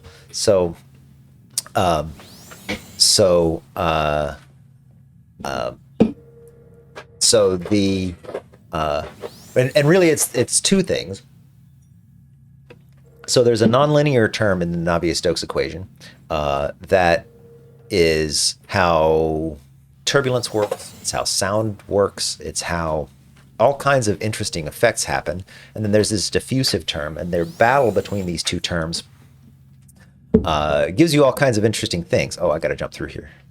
No, where am I supposed to? Okay. I'm guessing you need to shoot that sphere at something, but I don't remember. Yeah. Whoop. I died. Yeah, you just die if you fall in the green goo, as we learned from I Can Smell You. Is that what he was called?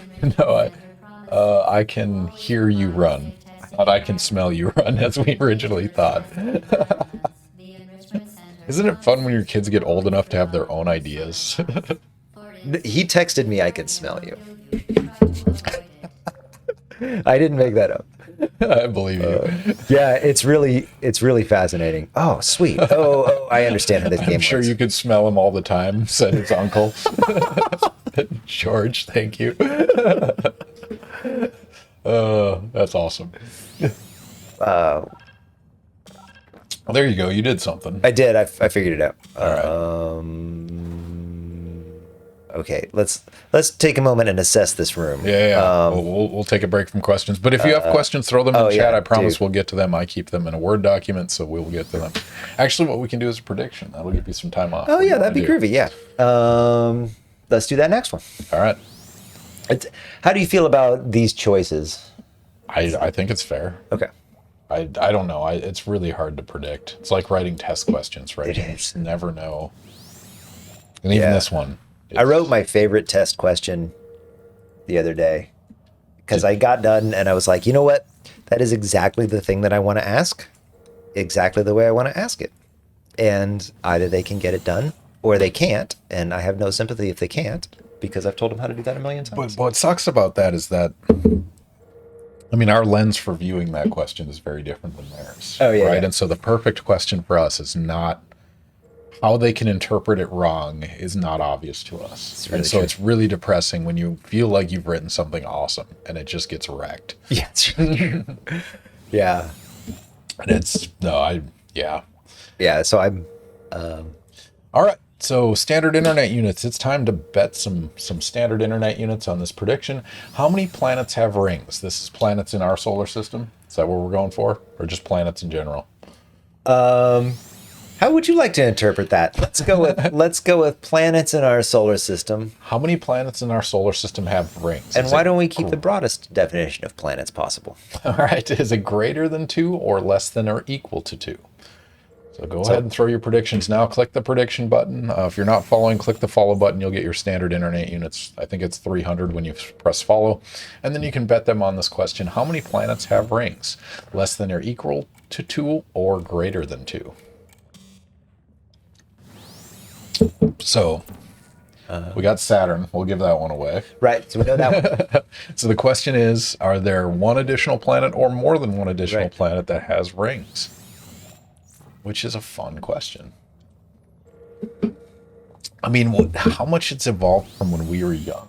Like, not just like Pluto as a planet, but just the perception of an understanding in space is incredible. It really is. It's been an amazing time to be a professional astronomer. Yeah. I mean, it's the detectors plus the telescopes plus, I mean, it's the data, right? That's driving that. Yeah. Yeah. The detectors, and I think that's a fair assessment. I mean, the detectors and the telescopes are. I mean, so like CCD and CMOS detectors just changed your discipline. Yeah, absolutely. That's amazing. Yeah. It's kind of incredible. Yeah. And we get cell phone cameras, which is cool, but right. But even your cell phone, you can image Saturn, right? Like as long as you have the right lens, it's absolutely breathtaking. Right. It's really cool. What are we doing on this level? Oh, last chance to bet. Yeah. Okay. So, this thing is rotating. It's shooting it there. I need to get the. Oh. I got to do something in this room over here.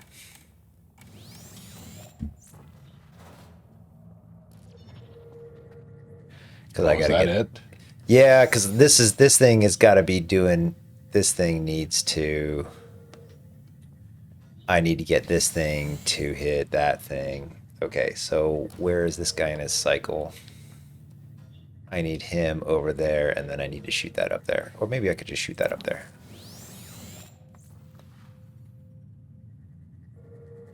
Did it come back? Oh, isn't that the exit? Yeah, but I can't get there. Well, is there a gap? I don't. No, because it's gonna drop me out wherever the turret is shooting.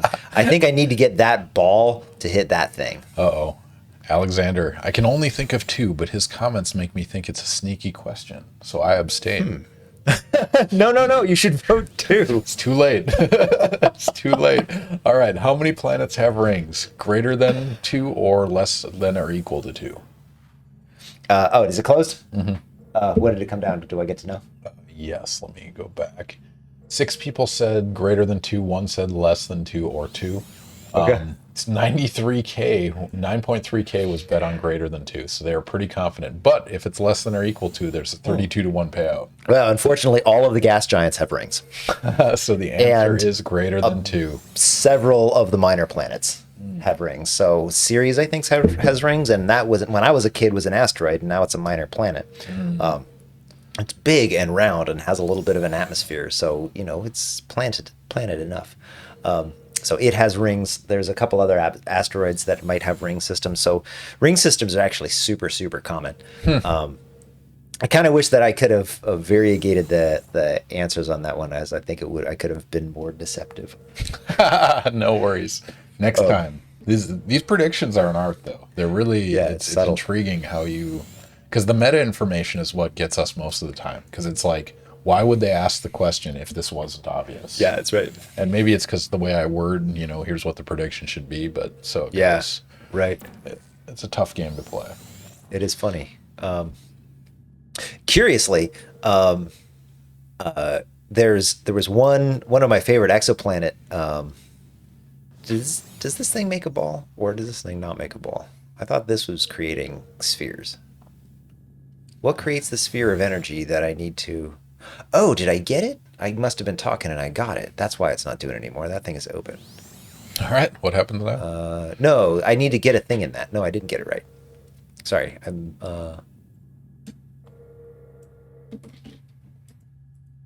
So one of my favorite exoplanet measurements, they were looking at this star. So how do they find planets? They find planets by parking on stars.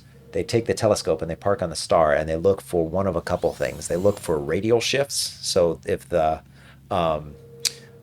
star is coming at us, they can see that with the Doppler shift of the light. Or if the planet goes in front of the star, then the star gets a little dimmer, and then they can see the planet that way. There was one where the star got dimmer. Normally it goes dip, and then a year later it goes dip again. And this one did this weird thing. And so what they figure it must have been was a ring system that was almost the size of our entire solar system. Like this monster ring system that was just in the way, and we were just seeing this occultation. That's a measurement I should go follow up on, because it was pretty interesting. You should figure this out. We took a pause so you can beat this level. I know. Well, where does this take you? Because that's a new portal. Go. Can you jump through that guy? See. Okay, now I'm back to here. Oh. How do I crouch? What does this do for you? I'm not sure, but I'm over here now. Yeah. No, now we're somewhere interesting. All right, jump. Oh, you got the other. Now you get to shoot both portals. Now I get the portal. Okay, yay! It only took me 45 minutes. No, that's fine. We got the time. I mean, honestly, Portal 2 is just the exact same game. That's prettier. So yeah, we're not in a hurry. Okay, now how do I get back over there? I think you got to get closer to one of those walls. Maybe on the platform. Okay, so blue is up there. Now it's the game of remembering which one I put where. Yeah, so those of you that haven't played this before, you now get 2 portals. One is for each of the mouse buttons. So you can put a blue one somewhere and you can put an orange one somewhere, and they link up. And so you can go through one to go to the other. And it's it's beautiful in-game physics to like view through and actually see yourself and whatnot. So Yeah, pretty fun it's game. really brilliant. Okay, so blue is up there. Blue is the one that I need. Right, so you want to shoot orange. Yeah, Yep. and I got to remember. So one of the tricky bits in this game is hosing yourself by setting it up and then shooting the wrong one, and undoing your. Well, so Reese's Pieces just said the cursor tells you which color you shot. Yeah, I forget though. That's the problem with being a space cadet. Yeah, no worries. It's part of your discipline. That's All right, right. George Jettison wants to know, what are your thoughts on alternative theories of gravity and other approaches to getting around dark matter? That's a great question. So none of them work. Dark matter works. Yeah. So, so dark matter is seen in galaxies, and it's seen in clusters of galaxies, and it's seen in the large scale structure, how those clusters are organized, and it's seen in the early universe, the light from the Big Bang. We can see this cosmic microwave background, the temperature of the universe. If you look at the fluctuations in those temperatures, you can see the sound waves from the Big Bang. And as the sound wave compressed little bits, it gets hotter, and it rarefied a little bit, it gets colder. And we can see in the spectrum of frequencies, we can see dark matter, because some things are squished harder than they or not squished as much as they would be. You've got gravity and pressure fighting against each other. So gravity pulls in and pressure pulls out. So gravity will make things make these fluctuations bigger, and pressure makes them smaller. So once the WMAP satellite really measured those fluctuations really well, we could see the dark matter in the early universe. And you get the same basic amount of dark matter however you measure it. If dark matter is a particle that we haven't found, or a couple of particles that we haven't found, then you can basically answer all of those questions. Not perfectly, but you can answer all of those questions.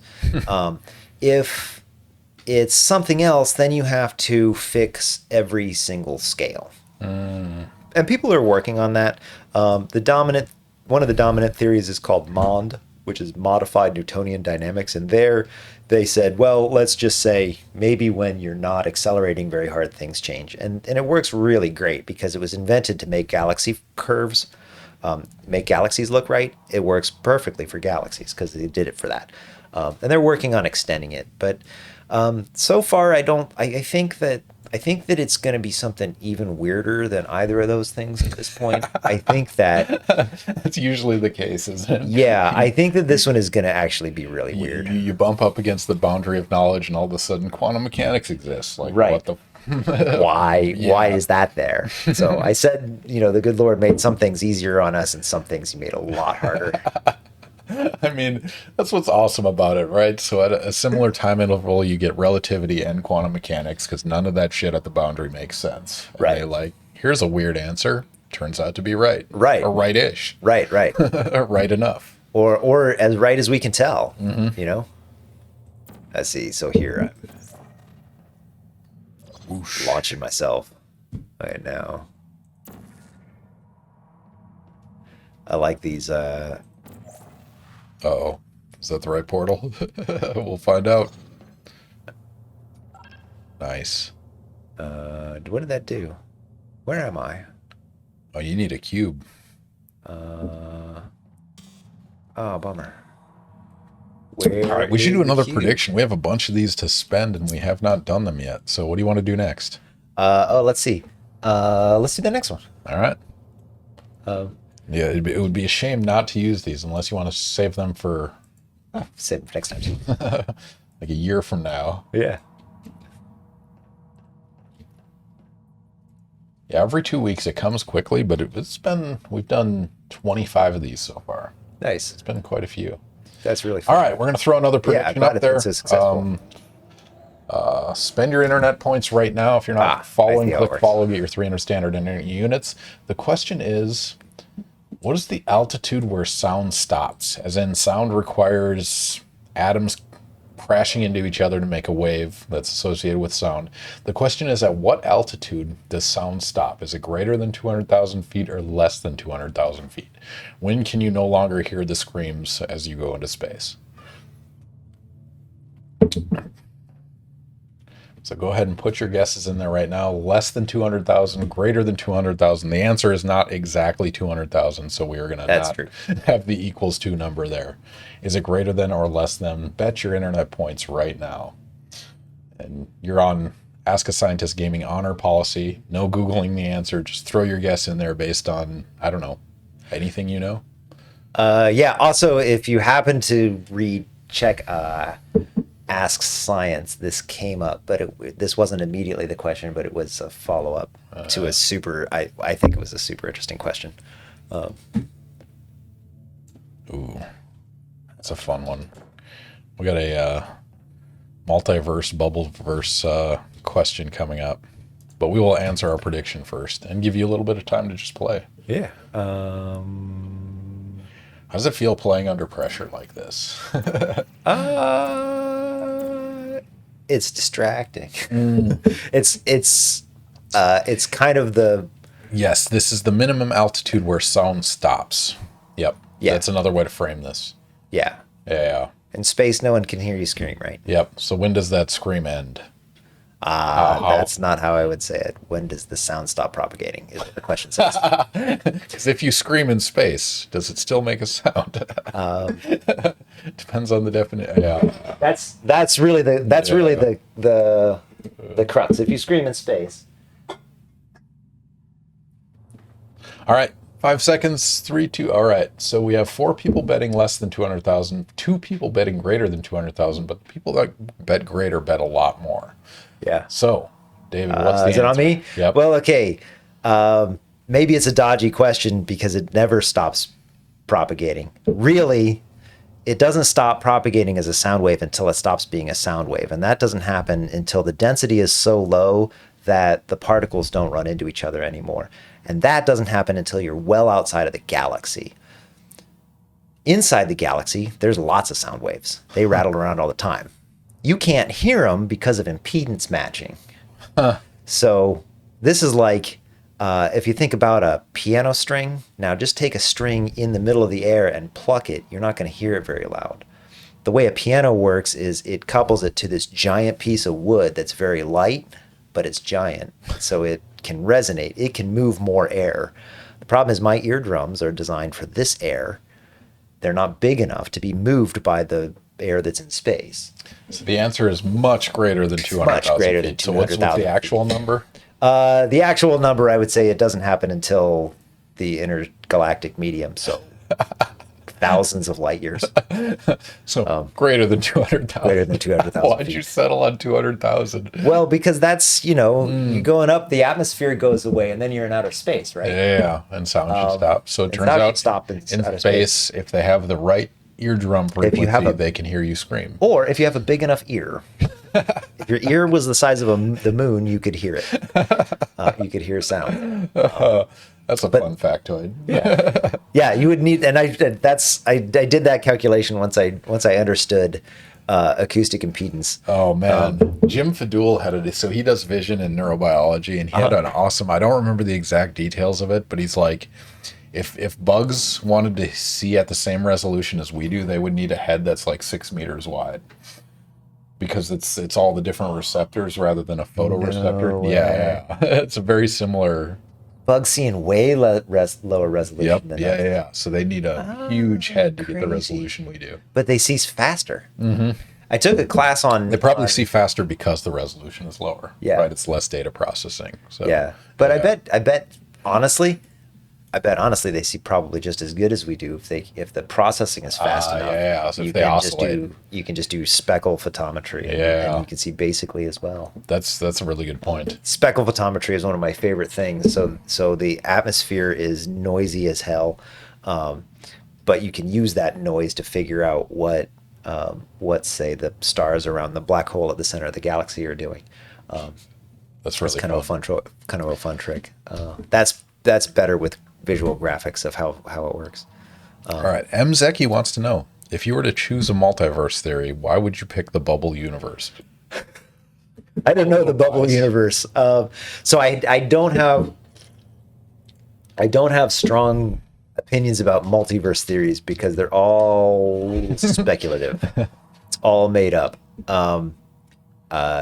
Because we know. This is one of my factoids. I'm not going to give it away.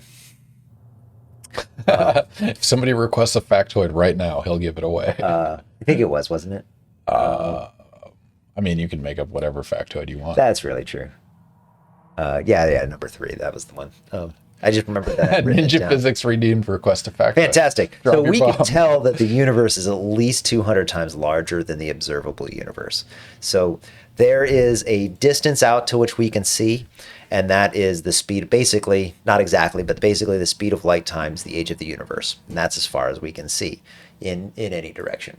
But because of the statistical properties, the universe that we can see is actually very smooth and nice and not warped or distorted in any way. It's really super homogeneous and isotropic. It's the same everywhere, and it's the same every direction you look. And with those statistics, you can tell that the universe is about 200 times bigger than what we can see, because if there was an edge outside of the observable universe, then our universe would be distorted in some way, in ways that you can predict. And this is that's a predictable, a testable hypothesis. That's awesome. What is the distortion of the universe? Yeah, that's really fun. Yeah. So the answer on the multiverse question is none of them. If you were to choose one, though, I'm not as. so the bubble verse is bubble theory arises from the nature of cosmic inflation, which views the universe having expanded. Blah blah blah. Yeah. So that's that one is appealing because the basic idea. Well, okay, what is multiverse? Why do we care about a multiverse? Let me back this up for people who didn't ask the question. We can see that the universe has this temperature, and we know that if we run it backwards, we get to a point, and then what? So one question that I get a lot is what came before the Big Bang, and it's the most unsatisfying answer imaginable. There is nothing before the Big Bang because that question doesn't make any sense. Yeah. Because there's no time before the Big Bang, so there can't be any before the Big Bang. So it's a paradox question. It kind of is. Yeah, that's fun. So it's so we need to have some other idea. Now, inflation is another thing. Inflation is different from the expansion of the universe. The expansion of the universe is everything getting far apart. Do you have to drop it through or you have to go with it? Nice. I'm glad that worked. I'm not sure why that took me so long to sort out. It's because you were talking. Yeah, that's true. Okay, now where am I supposed to go? No, I think you launch. You got to launch yourself. No, I just launch myself back up there. Yeah. Oh, I got to get. So, the bubble theory is the basic idea that there's some other universe, and in that universe is some kind of energy and some kind of excited thing, like springs wound real tight or whatever. Some kind of excited thing, and then some of it decays really fast, and that process was extraordinarily violent and expanded the universe very fast from the size of a proton to the size of the solar system in 10 to the minus 16 seconds. Oh my god, he killed my horse! Violent. Sorry, we have a video playing in the background. Melissa in Denial, thank you for the raid. Welcome. I hope your stream went well. I was just looking up your site. An archaeologist. Thank you for joining us. We have astrophysicist David Collins tonight playing Hi. Portal, talking black holes, talking magnetics, supernovas. Whatever you want to ask about space, feel free to ask those questions. David will answer them while he struggles through Portal. Yeah, thank you for the follow. Old Notes Haley, thank you very much. Woohoo, go science indeed. Again, there's a large body of science streamers. You guys should check out Melissa's channel. I'll put it in chat right now. But yeah, fun group of science streamers. Check them out. Maybe they don't do as much drinking alcohol and playing video games as we do, but we have fun nonetheless. But that's, that's okay. That's our niche. Am I supposed to be up here? I have no idea. Honestly, I That don't is- remember this game. Yeah. Ninja Physics Redeemed, take a drink. After we took a drink, cheers. Thank you again. Melissa, welcome. I hope your stream went well. It's always great to meet another science streamer. That's one of my favorite things is walking straight into something that's suddenly going straight down. Where you change your X, Y, and Z axis. Yeah. Yeah. I want to know the physics behind that transition. I know. Don't call OSHA. I agree. Oh yeah, speaking of emotes, so Twitch released for affiliate status, we have bumped from 5 tier 1 emotes to 9 tier 1 emotes. So I shifted all of our emotes to tier 1, but we're still missing 3 or 4 emotes. So if you guys have ideas for emotes, feel free to throw them Did I die? in chat or in Discord. Oh, that was too much of a fall? No, I got shot. Oh, you got shot by the turret. Okay.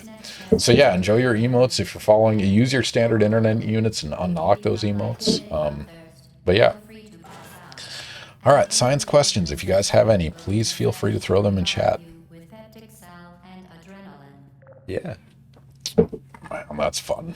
We still have a bunch. So we're at 9:55. Anyone just joining us, we have Dr. David Collins, who's a professor at Florida State University in the Department of Physics. He's an astrophysicist that studies, well, he models space and star formations and star destruction, magnetic fields. He cares a lot about thermonuclear destruction of planets, or not planets, but stars. They do. Planets do get destroyed in there. There are planets around white dwarfs, which is fascinating to me. So a white dwarf is the end of a star. So the star goes through the planetary nebula phase. It goes through the red giant branch phase. It goes through all these phases that are utterly destructive to anything nearby, but there are still planets that survive in those environments, which is completely fascinating. Define survive. There's chunks of matter still there. There's chunks of matter still there, and that's better than total annihilation. Yeah. Oh, this is a fun change in direction topic. What programming language do you use for modeling? That's a great question. I like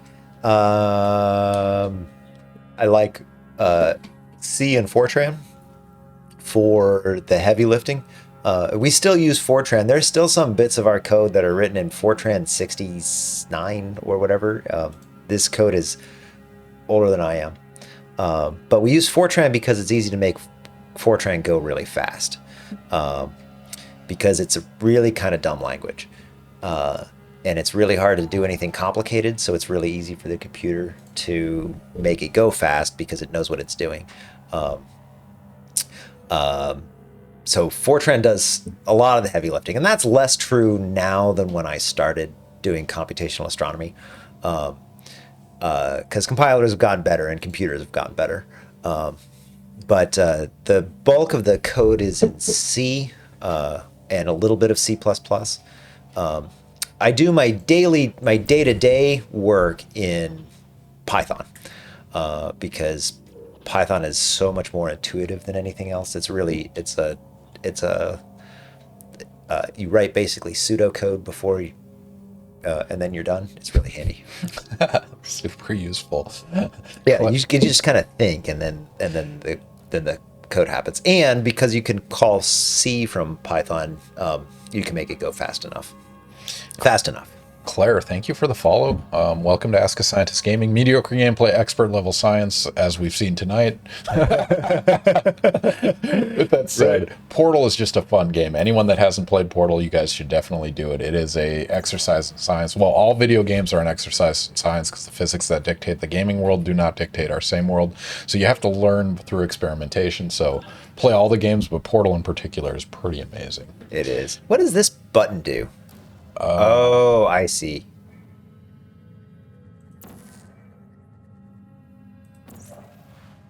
I gotta blow that thing up. I see. Okay.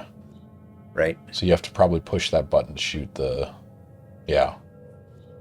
All right. C compilers are much better than they used to be. Most cases rival reasonably optimized Fortran. Yeah, that's accurate. Yeah. Yeah, it didn't used to be the case. So the code that I use primarily is a code called Enzo, and it was written in the 90s. And has some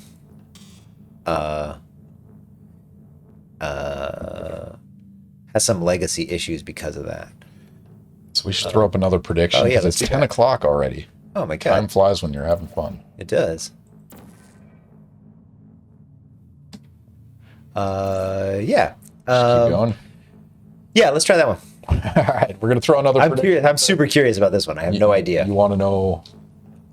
I won't have you guess because we don't want the meta information. Yeah, right? I'm not going to say anything. So if you're not following, click the follow button, get your 300 standard internet units. We spend them in this channel on betting on science questions. So the guest comes up with 5 or 6 questions. In this case, David came up with like a dozen. So we're going to bet on these questions. The next one's showing up right now. You guys have 2 minutes. Which is moving faster, Jupiter or Saturn? It's a fun question. Yeah. Which one is moving faster? And if you've taken xgal, it's easy. And this is faster relative to what? It's the orbital motion around. It's Around linear velocity around the sun. Okay. That is how we're quantifying faster in this case. Linear velocity around the sun. Which one's moving faster? Is the answer Jupiter or is it Saturn? Click that prediction button. Make your prediction about Jupiter or Saturn. Which one's moving faster? You're on Ask a Scientist Gaming honor code. Don't Google this answer. I don't know how easy it is to find these numbers. I hesitated about this one because I like it as a question, but it's super easy to Google. I mean, we're going to pretend our audience is honest and they're not going to Google it first, even though they could. Whether that's naive or not. So believe it or not, so in my class, I do multiple choice, so I can do all sorts of statistical analysis. And so I went to online testing. And so I was very particular not using Honor Lock or any of the monitoring software. Good. And it does not change the outcomes. Yeah. So like the percent of students that are going to cheat, it's going to be the same in person as online. So it's not... That's not surprising. Yeah. Because honestly, like, if the motivation is there, you're going to figure it out. Yeah, exactly. Like, and it probably has something to do with the nature of my tests. I do a lot of small point value questions, whereas if you give an exam that has one question that's high value, you might have, the incentive to cheat is much higher, right? And so there's some game theory involved in cheating mitigation and things like that. But yeah. Oh man, does anyone have a guess? Which is moving faster, Saturn or Jupiter? No one's going to play the odds on this. Everyone's guessing Saturn. Somebody's playing, no? I can't remember who committed the strategy of betting against the crowd. Because a 30-to-1 payoff is pretty solid. That's really true. All right, what's moving faster, Jupiter or Saturn? My very eager mother just served me. So Jupiter's closer, right? You're the astrophysicist. No, I know. I'm looking it up. This is one that I didn't actually look up the velocities. Oh man. Jupiter's closer. It's moving faster. Jupiter. Wow. Closer is faster. Closer is faster. No one got that right. Wow. No one said Jupiter. All 4 people said Saturn. Because it's lighter? Because it's smaller? Yeah. Is it more aerodynamic? I guess. The only thing that matters is the distance to the main body. That's it. Yeah. Counterintuitive. Wow. That no one got that payout. Somebody should have done this. George Jetson, I guess the opposite of what I thought was right. Closer is faster. I figured you were trying to trick us. Ooh. Meta-analysis worked against you on that. Yeah. I'm guessing I'm just imagining like rigid body rotations. Oh, that's interesting. Right. This is Keplerian. It's differential. Yeah. That's really fun. Yeah. Oh, wow. Nobody got that one. That's fascinating. Yeah. I had no idea how that one was going to work out. It's really fun. Because that's, yeah. All right, so explain for anyone that has no idea what we're talking about why that's counterintuitive. Yeah, okay. Newtonian physics to astrophysics. Well, right. Why? So you generally expect, so everybody knows that Jupiter is bigger than Saturn. I don't know if that's true or not, but Jupiter is bigger than Saturn. It's reasonably common knowledge. And you generally expect bigger things to go slower because F equals ma is one of the cornerstones of physics. The harder you push on something, if you push on two things, the bigger one's going to go slower. However, in this scenario, the important thing is the sun. And the only thing that matters really is the sun. And there is an interaction between Jupiter and the sun, and some between Saturn and the sun, but really pretty minuscule. But just because it's closer in towards the star, it's spinning faster. And the reason for that is if you think about energy, gravity energy is negative, which is weird, and has some strange consequences. So as you get closer to a massive thing, your energy goes down. But if you had some energy initially, as you get closer to that thing, that energy, you still have that energy. So that turns into kinetic energy. So you go faster. Oh, Alexander got it wrong. You are not bulletproof on our predictions. Take that as a victory. All right. I think Alexander was like 5 for 5 going into that question. Nice. Somebody should have bet against the odds, just doing Vegas numbers here. Feels bad, man. Sorry to rub it in. I apologize. We can rage on that. Yeah. All right. This is a really casual game. Like, this might actually be perfect for Ask a Scientist because there's no, like, time limit. There's no pressure to perform on. I know. I just need to tasks. figure out how to... Oh, I see what I need to do. That's what this button does. Perfect. No, is it? Oh, no, that's where is that where I came in? I honestly don't remember. How do I open this door? Because this button doesn't do it, and that button doesn't do it. Maybe you have to hit both? I don't know. But there's only one cube. Well, but you might be able to shoot through after. God, I do not remember this at all. Too much thinking for Ask a Scientist gaming. We're not about that at all here. I know. Only one level of thinking. Yeah, exactly.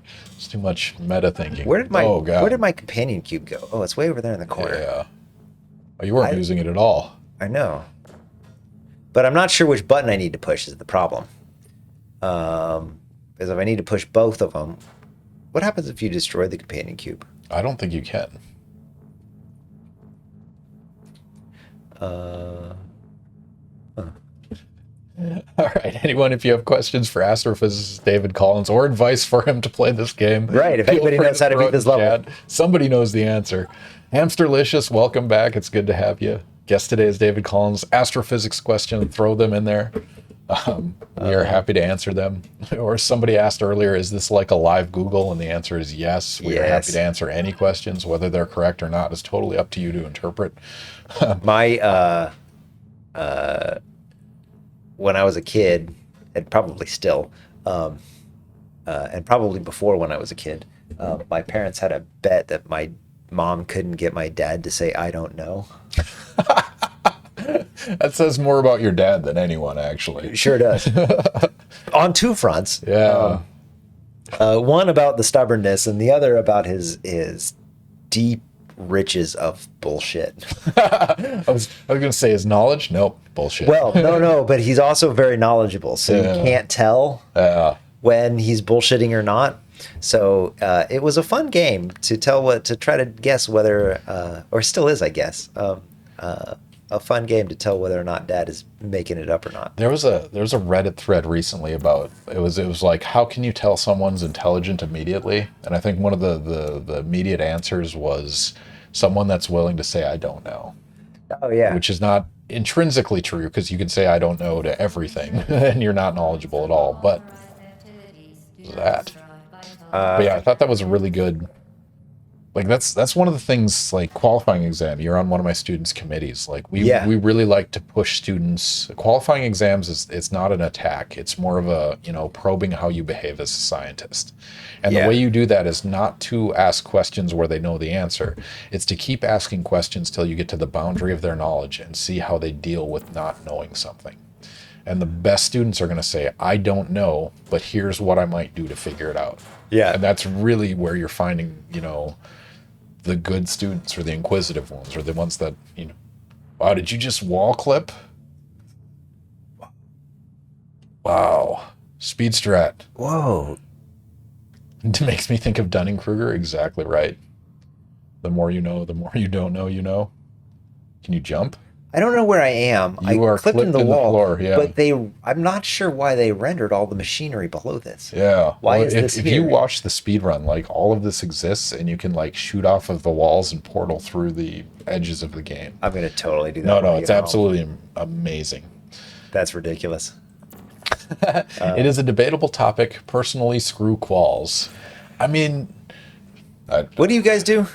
so we do the proposal. So you have to do a written proposal, or you have to do a written proposal document. But you like don't have a practice test. NSF proposal. No, we don't have a test. We have a like written proposal, and then you have to present and defend your proposal. Yeah, we do that. We also have a test. Yeah. The tests, chemistry in general is going away from the test just because it doesn't really assess the skill set you want to have in a scientist. Yeah. But yeah, the proposal is like training for you're going to write proposals someday, industry, academia, whatever. So that's why we like that aspect. Right. And also being grilled in front of an audience, that is a very real thing that will happen. Yeah, thinking on your feet is important.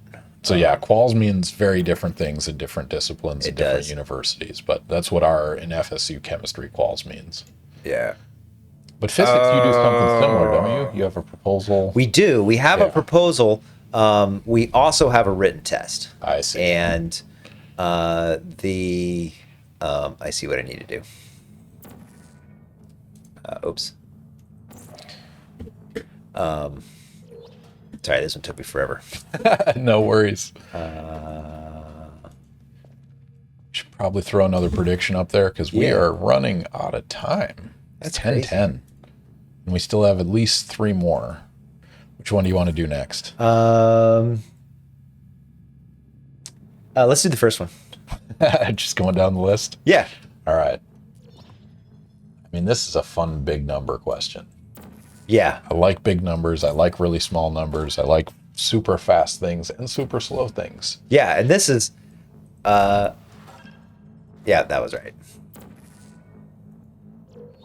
All right, another prediction up there. If you're not following, click the follow button, get your 300 standard internet units. If you have standard internet units, now is your opportunity to gamble them on the question, what is the distance to Jupiter from Earth, where we're currently sitting right now? Is it greater than 1 billion miles or less than 1 billion miles? The answer is not equal to 1 billion miles. So throw your guess in there right now. Is it greater than 1 billion miles or less than 1 billion miles? Distance to Jupiter. There's no qualifiers there. That's right. Plus or minus where you're sitting on Earth does not matter in this particular calculation. That's right. It's Error bars are beyond. That's right. Earth is less than 1 billion miles across. That's interesting. I did not think about the Earth, the width of the Earth. Yeah. But yeah. Yeah, we're in the process of trying to discuss what we're actually doing with our qual. So it's from the Earth, not the Sun. Yes, from our position at Earth. Was very satisfying. The way these stairs came up was really nice. Nice. My scale of intuition ends at a lot shorter than 1 billion miles. Yeah, mine is about 30 feet. I can understand intuition.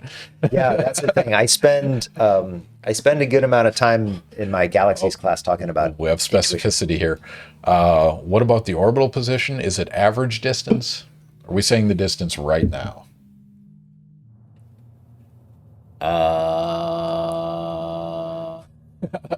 Doesn't matter. Probably not. Doesn't change the answer. All right, so it doesn't matter. So the extraordinary cases, like there's a farthest we are apart and a closest we are together, smaller than the error bar. One of these answers will be correct. Yeah, both of those are on the same side of the answer. Yeah.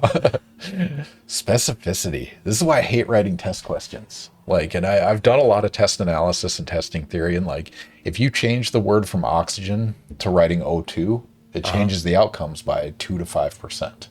And it's even the word choice that changes everything. Yeah. So even beyond specificity of these things. And when you have a class of 500 students, or how many are in your class? 250? Cat. Hi. Meow. Has that cat been in here the whole time? Yes. Sorry. All right. Everyone's on the edge of their seat. David, distance to Jupiter greater than 1 billion miles, less than 1 billion miles? It's about 500 million miles. Oh, less than 1 billion It's miles. like 280 million miles. 280 million miles. So the stats on that one, 4 said greater, 2 said less. It was 690 for greater, 30 for less. This was a 24-to-1 payout. Nice. Yeah, that was a good one. Nice. I wasn't sure about that one either. Yeah.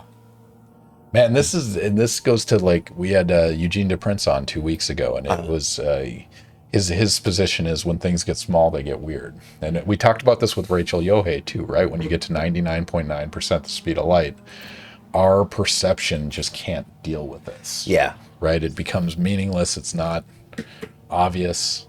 Yeah, So- I have no intuition for a quantum mechanical object. Yeah.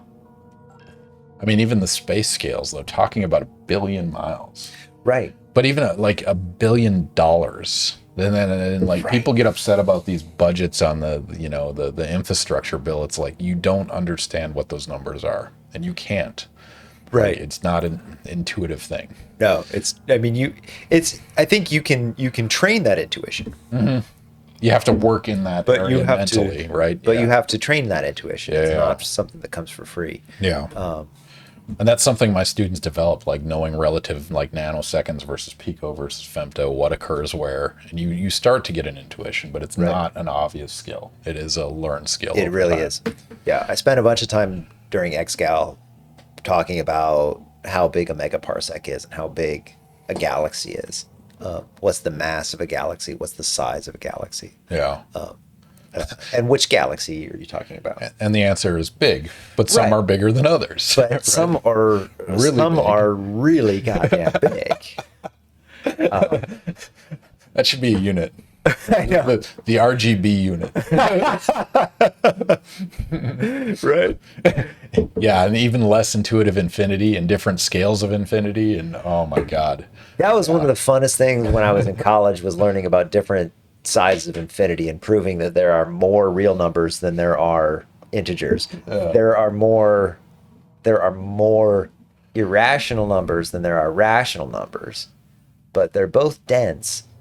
So wherever you are, you can always get arbitrarily close to either one. So it looks like they're the same number, but there's a way more irrational numbers than rational numbers. That is discomforting. It's super unsettling. Oh, like interatomic distances unexpectedly large. Yeah. For super small things, the space is huge. The distance between an electron and Relative to an electron. Yeah. is crazy. Yeah. And I think, it's not entirely different between the space between galaxies. There's this similarity in scale, and I really believe that we can see all of it. I don't think that there's like a micro scale that's vastly smaller than what we're able to probe now. I mean, but who knows? Yeah. Until there is. Until there is. Oh, I missed one way back on questions here. George Jettison wants to know, of the big deal physicists of the past, do you have a favorite, someone whose personal story or discoveries particularly inspired you? Maxwell. I would say, I just like shooting off the hip, because the Maxwell's equations are, I think, some of the most beautiful things in nature, and the fact that he took these really disparate measurements of very strange things and cooked this gorgeous theory of 4 very simple equations that all mesh together really magnificently. I think that's so if I was just picking one, I would say that one. I mean, so that's one of the interesting things. So like Einstein is an icon, and he did very amazing things across many different disciplines, but arguably Maxwell's contribution was greater than his. Maxwell had to do everything that he did before Einstein could even get started. Yeah. Well, and the same thing for Newton, right? He had to invent integral calculus to solve problems. And, Right. Man, comparing brilliance. Yeah, it's true. How do I get up there? How do I get that companion cube? Okay, so I need the companion cube to get the button. Yep. How do I get the companion cube? Maxwell was a crazy genius. Yes. Yeah, he took the first color photograph too. I did not know that. That's a fun factoid. Yeah. He and think about the scale of that, because that was late 1800s. It was super early. It's a Scottish kilt. It's like a tartan. I need to look up that because It's beautiful. yeah, Almost Spectroscopy, unrecognizably, but we stand Leibniz in this household. Thank you, Reese's Pieces. To each his own. All of them brilliant. yeah. Oh, absolutely. Yeah. I mean, D.D. Leibniz is- Sagan, praise Sagan and his saints. yeah. That's awesome. Is this one you where know I can- you have a nerdy chat when that's the dialogue that evolves. Wow, look at that. Well done. That was dumber than it should have been. Yeah, no worries. I know. That's the thing about. It nicely raised the stairs for me now that I have the companion cube. Are they not companion cubes when they don't have a heart on them? I have no idea the companion cube rules. Is there one side that does have a heart or something? Oh, no. I thought they had hearts on them. Nice. Got it. This game is so great. Yeah. All right. We have 3 more predictions left, and we have 40 minutes to do so. In about 10 minutes, cool. we'll start our next game. Okay, cool. I'm actually gonna. Can I pause? I guess there's not a pause. I need to hit the restroom real fast. All right. Well, we'll throw a prediction up there. Which one do you want Oh to yeah, do that sounds good. before you go?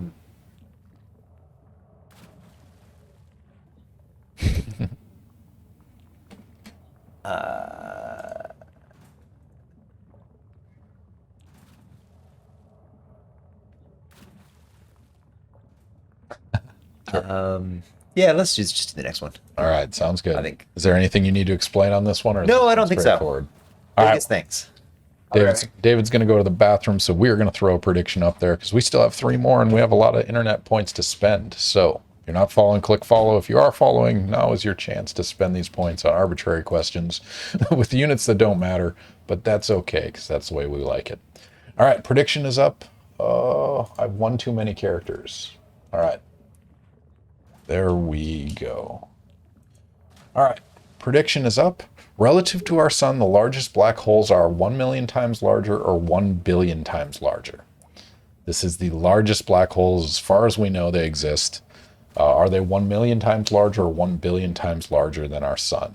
This goes back to the question of scales, because that is big. 1 million or 1 billion, that is large. I think it gets hard when she really tries to gaslight you. Yeah, this is some of the best characters in, like, they're not involved a lot, but I really like the brainwashing by robots here. I'm having trouble with these predictions. Troubles in terms of answering. Don't worry, these points are meaningless. Maybe a poll would be better. Maybe. I don't know. We got to spend our internet units on something other than drinking and requesting factoids. So we might as well spend them on gambling on questions. Large is in mass or in radius? We're going to say mass. I'm going to assume he means mass. Although radius, I don't think it would be that different, but I look forward to seeing what his answer is. Oh, I mean, what is the question? Sorry. Okay, click your prediction button right now. You'll see it. Relative to our sun, the largest black holes are 1 million times larger, 1 billion times larger. Is this in terms of mass or volume? Oh, mass. This is mass. So I guessed correctly. Volume is an intriguing question. Yeah, where do you draw a boundary? The short shield radius. We have an answer. But it does weird things. I'll explain that in a second. All right. Relative to our sun, the largest black holes are 1 million times larger. Our sun is big. 1 million times larger than that is bigger. 1 billion times is larger than that. I kind of like that I don't know the answer to these. Oh, no way. I'm glad. I might have my guest not give me the answers in the future because it's fun for me to think about. Not Oh, giving yeah, away totally. anything. It Where did not are we? open the first time I clicked it. We are closed. What is the answer? Cool. The largest black hole that we know about is 60 billion times larger than the sun. So not only 1 billion times larger, 60. it is 60 billion times larger. That is a almost 3 to 1 payout. Nice. Congratulations for those of you that bet 1 billion times larger. Yeah. black holes get really, really big, and we really don't know why or how, because they're so big that if you take all of the crap you can get and smash it into the thing as fast as you can, it's still hard to make the biggest black holes by the age of the universe now, or by the earliest. So we see billion solar mass black holes really, really far out. So they must have been a billion solar masses when the universe was like 30% of its current age. So there have been giant black holes for a very long time. Hamsterlicious follow-up. Now, are those O-type stars or primordial first-gen stars? Oh, I mean our star. Oh, okay, our star. All yeah. right. That is. Although, I like that question a lot. So, primordial first-generation stars were probably a lot bigger than the stars that we have now, because the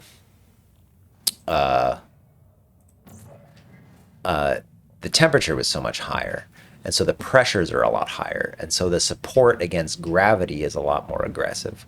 So in the early universe, in the very first generations of the universe, where everything was a lot hotter, the stars were a lot bigger. In principle, though, maybe those primordial stars are one of these magical places where you can make predictions forever, because nobody's ever going to prove you wrong.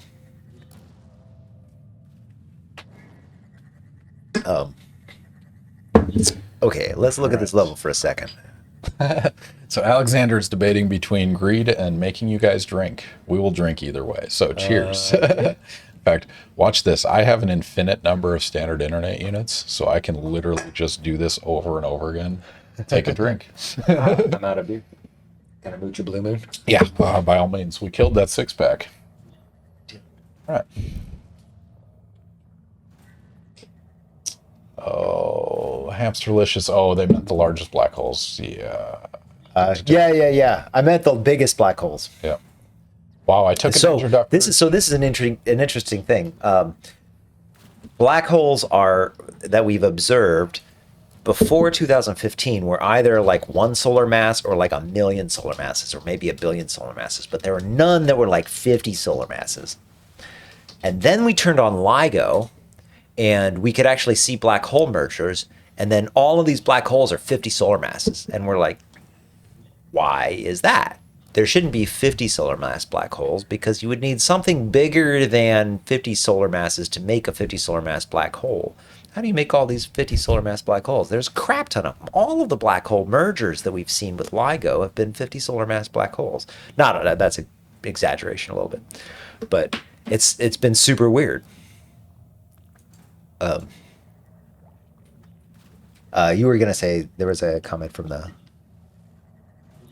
I was catching up on questions here, yeah. But Double, thank you for stopping by. It's been a pleasure. Enjoy your night, rest, recover, especially if you're drinking with us. Might be a little hungover tomorrow. Hamsterlicious said, wow, I took an introduction to astrophysics as an undergrad years ago, and the concept of first-gen stars really blew my mind. Oh, yeah. And a few years ago,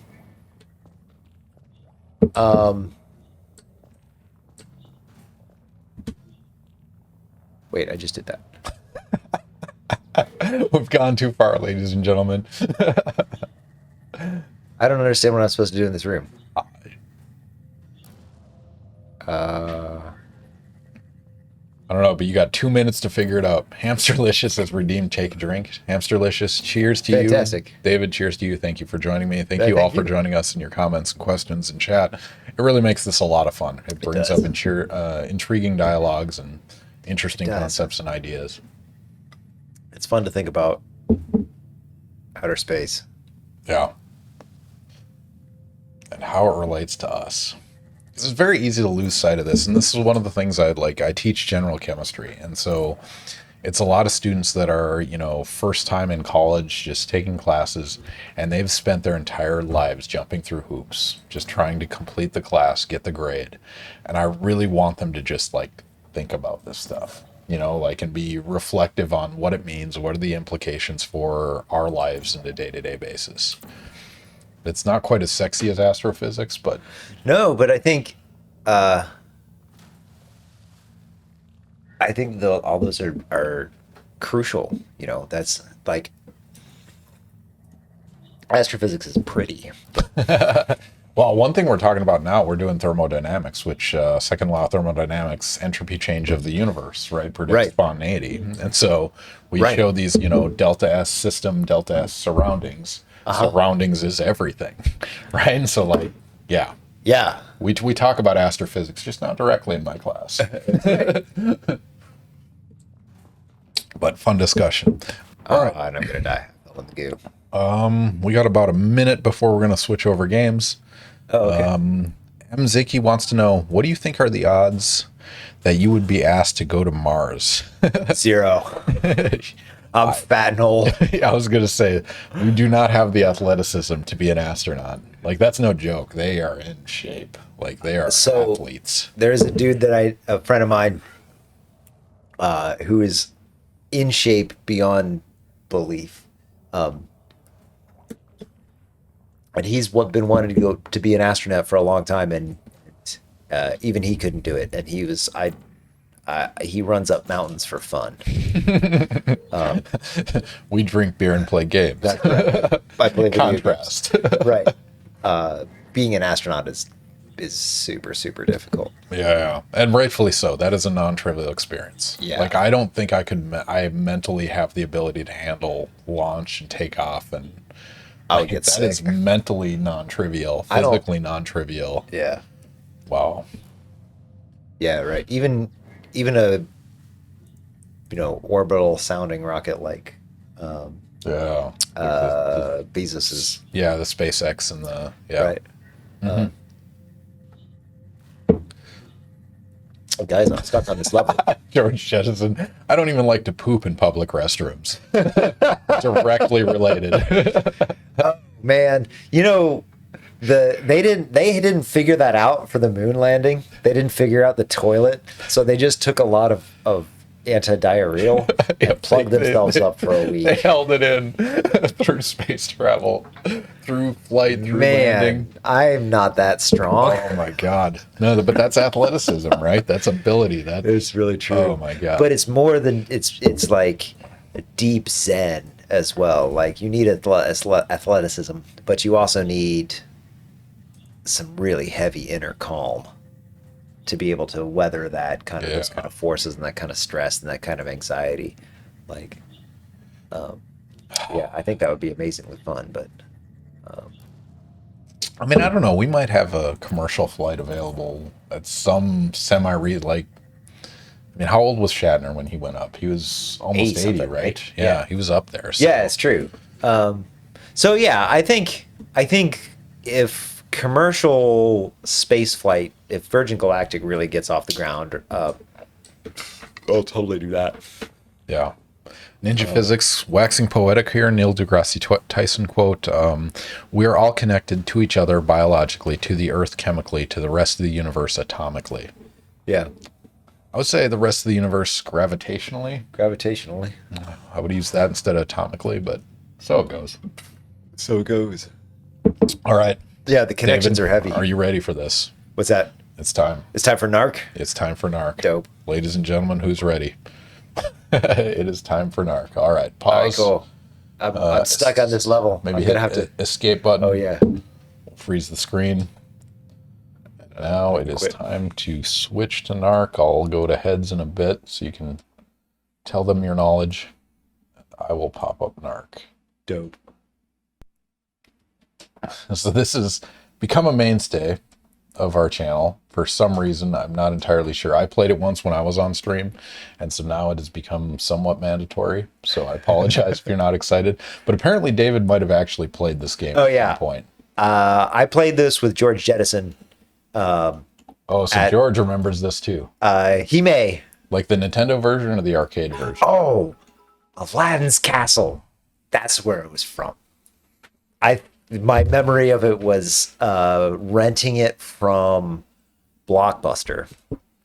All right, ladies and gentlemen, Welcome to NARC. We're going to win the war on drugs tonight. David Collins, if you would press the start button. Oh, man. Eastgate Mall is a dead mall now. So you have a speed run timer. We're going to see how long this takes you. Oh, for real. Eastgate Mall, motherfuckers. Is where this one arcade was. This Aladdin's Castle. So you played the arcade version? Yeah. Okay, this is way worse than that. But go ahead. His start. Let's see. Hamsterlicious, thank you for the bits. Thank you for the cheers. It is appropriate. It's NARC time. We need some Mr. Big in the chat. Yeah. Okay. Yep. This looks way uglier. You are absolutely correct. Turns out an 8-bit system cannot catch up to an arcade. But it captures the essence, the drugs. It removed the hookers. It softened some of the language, like instead of crack, it says quack. But still, general concept, same levels are here. Did it say crack in the arcade game? Yep. Oh my God. And it's amazing Nintendo released this at all, because Nintendo's a pretty squeaky clean reputation. They are. Oh, I didn't start the timer, son of a bitch. Ah, bitches, that's okay.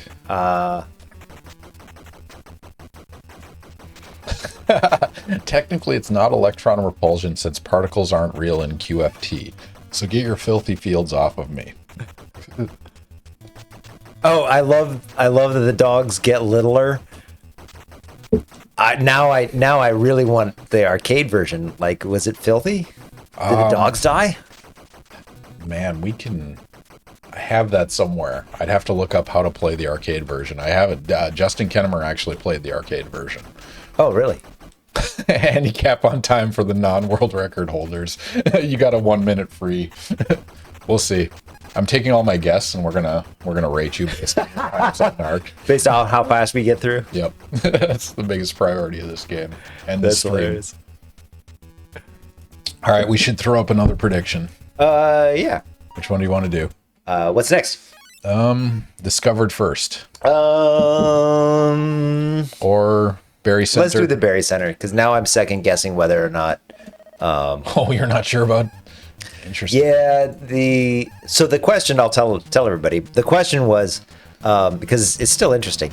The question was, which was discovered first? Oh, I'm sorry. You know what? Actually, let's go with that one. I didn't say anything right. No, I'm putting the other one in. So you're content? Yeah. Which one did you put in? The Berry Center. Yeah. Okay. Cool. That's a good one. We can do the other one. I second guessed myself because I thought that I remembered an earlier version of the question that. Yeah. Which one was that? As Parker's. Oh, no. Yeah. Whatever. Oh, I died. We'll but anyway. Yeah, you have infinite lives, so you will die, but you can keep going. That's all right, we're throwing a prediction up there right it. now. Standard internet units, now is your chance to spend them. Berry Center of the Sun's dash Jupiter, greater than 5,000 miles or less than 5,000 miles above the sun. David, what is a Berry Center? So the Berry Center is the center that they actually orbit. So you've got the sun and Jupiter, and they're both orbiting each other, but if you actually were watching them, they're both orbiting one point. And this is really obvious that there's you should go Google not now, because you shouldn't Google anything. Honor code.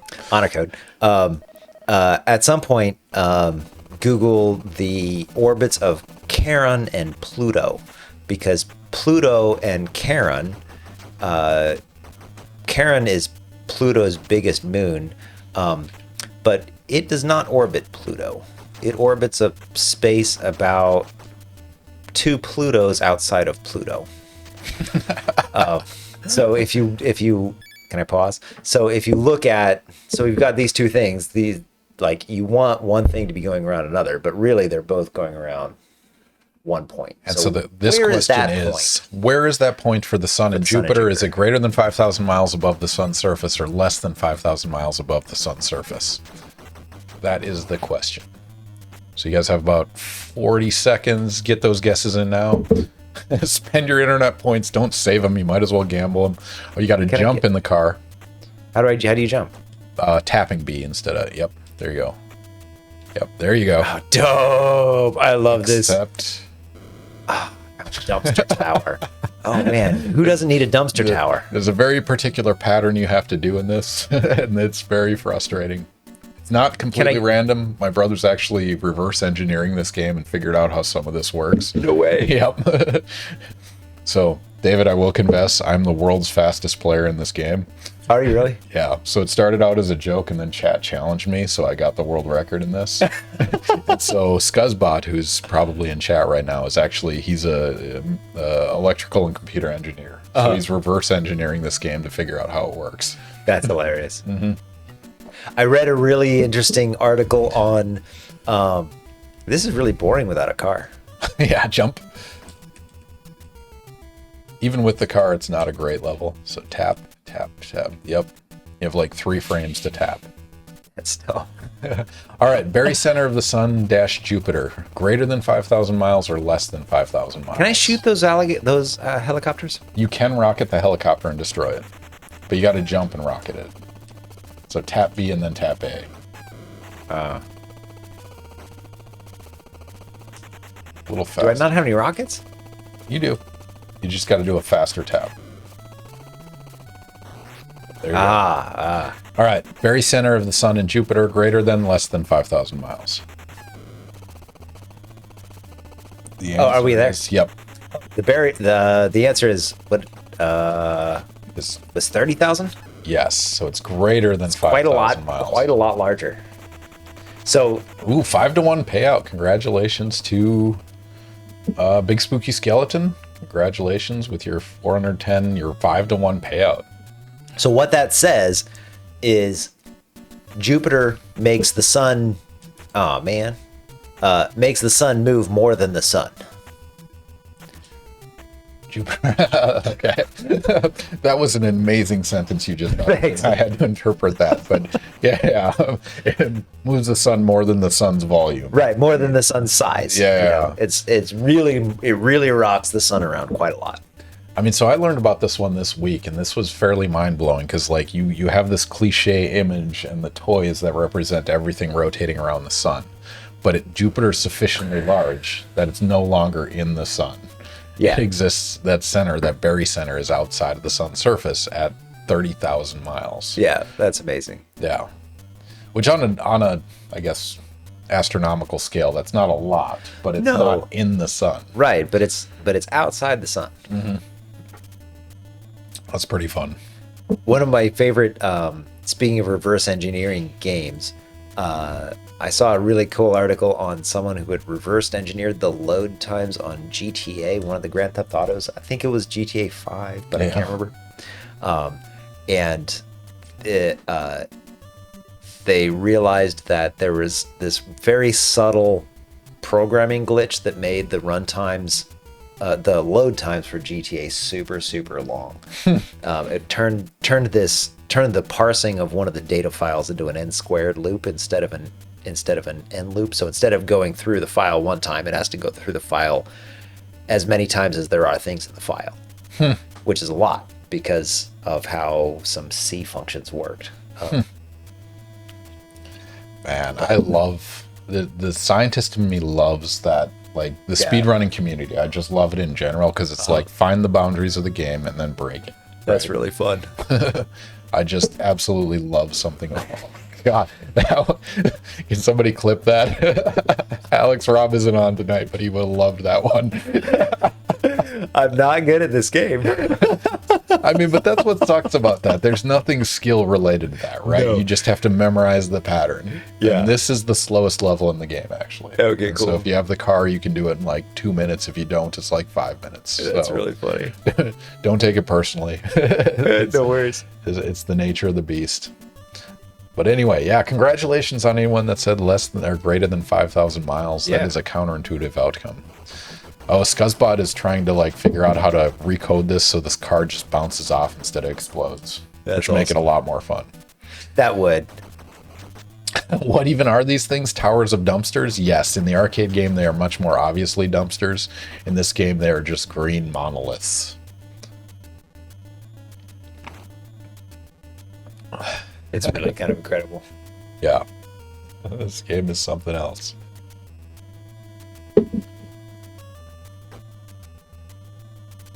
The NARC strut. The NARC saunter. The NARC. Like. I know, man. Look at his hips go. I love his arms. Oh, the enemies can throw the dumpsters in the arcade version. I remember that. Yeah, that's pretty fun. Murderous Clowns, you ready? Oh, they did remove the hookers in this level, so sorry to disappoint. It's not quite the same as the arcade version. Oh, the clowns take some work. Oh my god, those clowns are pretty they're rough. brutal if they get a hold of you. How many shoots does the clown take? A lot, or one rocket. Oh, how many rockets do I have? You have 55. infinite. We're cheating, Game Genie. I love Game Genie. Oh man, I got run over by a pink Cadillac. Did you expect to be closing your night? Well, I'm just gonna run because they go slower than me. Mm-hmm. Oh, I can get out here. Oh, I can go watch a porno. Drug bugs. You found the drug bug room. Oh man, drug bugs. Can only assume they're high on heroin because this game doesn't make sense unless they are. That's reasonable. All right, ladies and gentlemen, we have about 15 minutes left. If you're just joining us, you're late to the party, but nonetheless, our guest today is Dr. David Collins, an astrophysicist who loves talking about all things space, and black holes, and magnetic fields, and all sorts of fun things. But yeah, throw your questions in chat, and we will get to them while we play NARC. NARC is, what is the year on this game? It's 1989.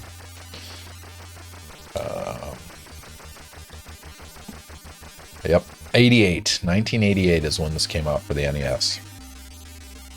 Why can't I go through this door? Oh god, I remember beating Mr. Big and then the bugs killing us and I was disappointed. That is pretty devastating.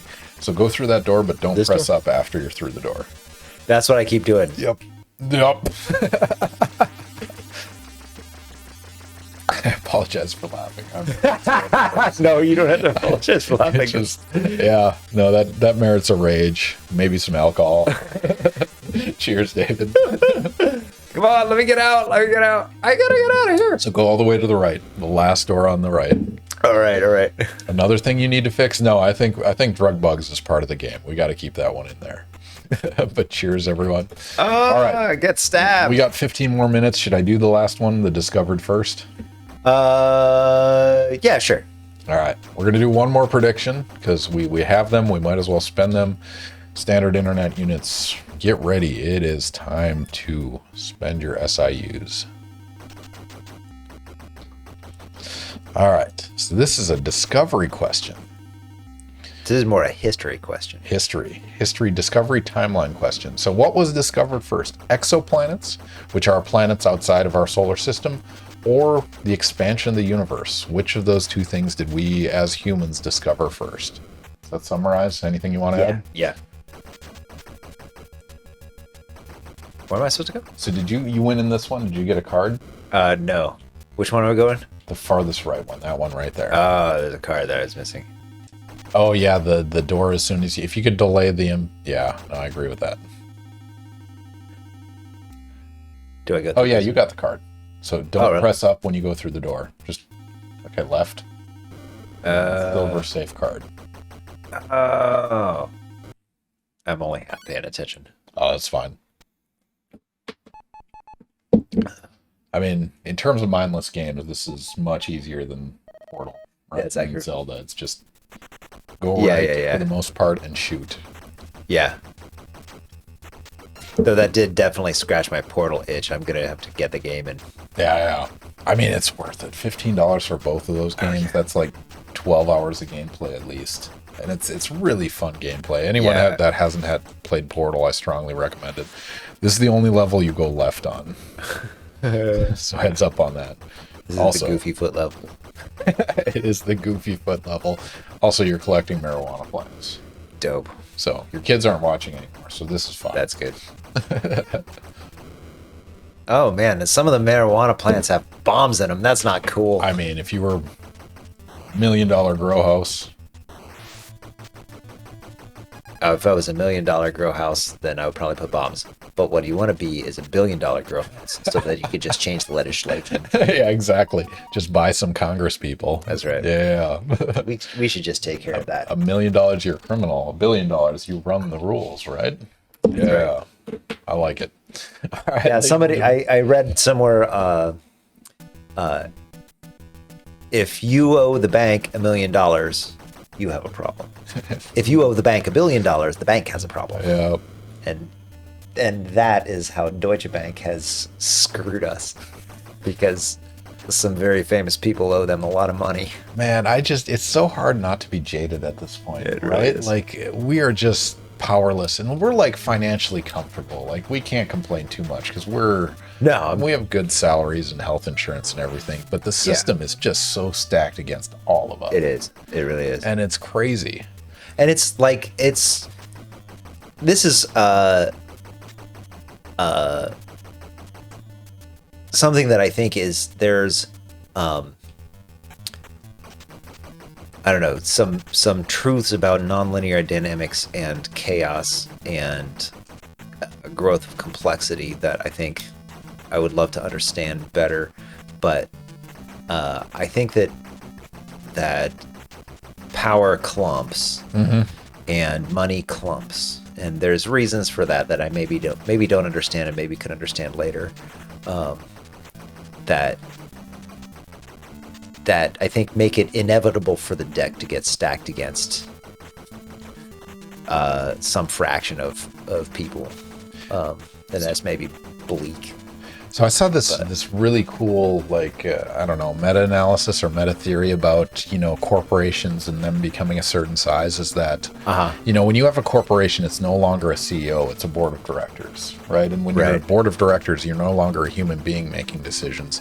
Instead, it is a multicellular entity, right? And so if you treat multi-billion-dollar corporations not as thinking individuals, but instead as evolutionary units that have certain rules about reproduction and survival, it really makes more sense why they make the decisions they do. And it takes the humanity out of it because it's a new creature that's behaving in a very distinct way, in the way that it needs to behave. Where's you have the card? Oh, do I? That's one of the I didn't ones see you got previously. No worries. I didn't see it. I got distracted by. Yeah. I need to have an economist on. I've had a statistician. I had David Stewart was on, and or Jonathan Stewart was on. He's a statistician. He studies like modeling systems and things like that. But I'd love to have an economist on. Oh yeah. We should hire. And yet law treats them as individuals, which is absurd to me. No, that's exactly right. And that's the thing. Like, they can vote as individuals, or they can influence politics as individuals, but they don't go to jail as individuals. They don't. Yeah. Their speech is protected the same way mine is, but they have more money and they don't die. Yeah, and they got a megaphone, and they and they don't die. If they died on a reasonable time scale, if Disney could die next year, maybe things would be different. If Amazon was going to die, maybe things would be different. You can't blame/punish all of us. You are exactly right. All right, discovered first: exoplanets or expansion of the universe? Which one was first? The expansion of the universe. Everyone got that. Everyone got that right, because that was discovered in the 20s. Exoplanets were first discovered. 1995. 1995 was the first exoplanet. All right. And originally that was the acceleration of the expansion. Boy, the dogs really eat you. Drug dogs. Oh, that's true. Man, drug dogs are spooky. We got pulled over in Arizona when we were moving to just because they were pulling everybody over. Yeah. When we were moving, and man, those dogs are creepy. Like, they've got something going on. Yeah. I mean, they're bred and trained to do one thing really, really well. Yeah, and then be super mean when they do that thing. Yeah, and it can't be particularly good for their mental development and well-being, right? Those aren't happy dogs. No. But, so, wheelchair guy, you got to rocket him. Oh, okay, cool. So, George, hopefully you remember wheelchair and shooting the guy in the wheelchair. So it's a key part of this game. And a non-trivial part, by the way. Oh, yeah. I don't know how to make the rockets work. So tap A. Yeah, but I haven't gotten that.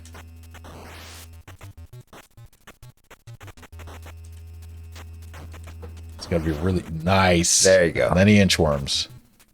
So my major contribution to this game is I figured out that if you rocket him and despawn him off the left side of the screen, he does an inchworm and it saves you 14 seconds. And that's what I discovered through sheer attrition of playing this game. That's really funny. So that's my major contribution. I recall all these things with much better graphics and more quarters. Yeah, this is an expensive game to play. There you go, inchworm. One more shot on big. Oh, okay. One cool. more. Three and you're good. All right, I'm gonna run to the restroom quick. I'll be back. All right, cool. I'm gonna talk about playing video games. I gotta get him. Oh, I got him. Okay, now can I kill him? Oh, that says safe. Oh, the dogs are eating me. That's too bad. I don't know if I'm fond of the dogs, but I really love how the dogs get... oh, that's what I meant. I really love how the dogs get smaller when you shoot them, because that makes plenty of sense. Let's see, where are we? Mr. Big lives. Well, that's no good. Beware. Whoa, jeez. What is coming out of his mouth? Is it pancakes? Is it chicken? What comes out of his mouth? It's incredible. That is his tongue. Many tongues. Yep. No, he keeps shooting tongues. All-seeing tongues. Oh my god, that's incredible. What a bizarre thing. Omniscient tongues. Oh my god. How do I not have him just stomp me? So you have to jump and rocket him in the hat for the first shot. Okay. So I recommend going to the top of the screen and trying that. This is the nightmare I remember. Oh, yeah, no, beating this guy and then losing to the bugs is perhaps the most tragic thing I've ever heard. That's the many chins of big. Yeah, it's a non-trivial first shot. So let me know if you want me to jump in at any point, because that's a pain in the ass. I think I would have those drug bugs for my hypothetical marijuana farm security. They seem super effective. I know, right? The thing is that I haven't really figured out the timing of the rocket. Yeah. Just let me know when you get frustrated.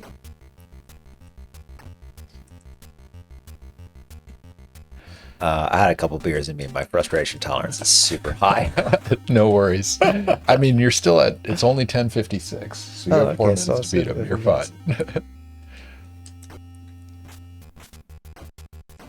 Yeah, so go all the way to the top and the tongues won't hit you.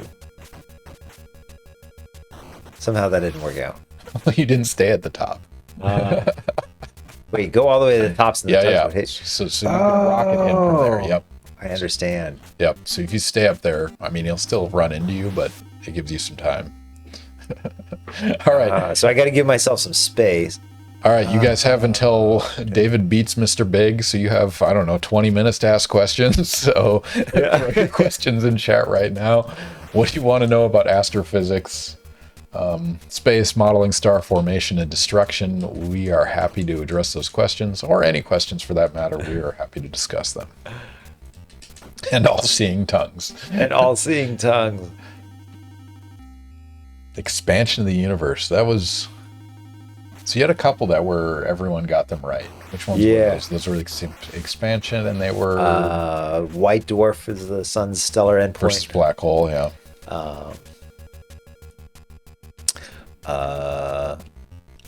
Does it record previous questions? Yeah.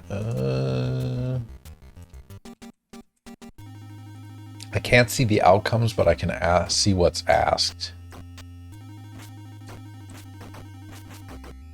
But no worries. Yeah. All right. So anyone, if you guys have suggestions on who we should raid after this, go ahead and throw them in chat. What's a raid? How's a raid work? So it's so somebody earlier, I don't know if you remember, they raided us. They basically took their viewers at the end of their stream and transplanted them to us. Oh, nice. And so it's a way that you share with other communities and get to know each other. And nice. Yeah. So we'll find somebody to raid. So that sounds awesome. Somebody make suggestions. Yeah. Do you think we'll ever find dark matter? If so, what would be your favorite place to find it? Well, okay, so if we understand how dark matter works, there's dark matter streaming through us. Yeah, you want to go? Yeah, I'll just get his hat off quick. That'll make life easier for you. So you got to time it. It's pretty annoying, actually. Ah. Yeah, it's non-trivial. That is non-trivial. The thing about games is games have never gotten harder. The games that they made in the 80s were super hard. So now you can rocket him in the face. Just stay up on top.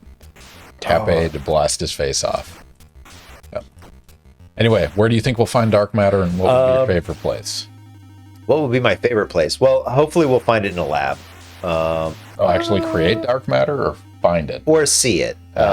So there are kind of two really primary places where I suspect that we're going to see it. And one is an experiment called Xenon. That's in Italy in the Alps. I can't shoot him if I'm on it. So you have to get far enough away to rocket back. Yeah.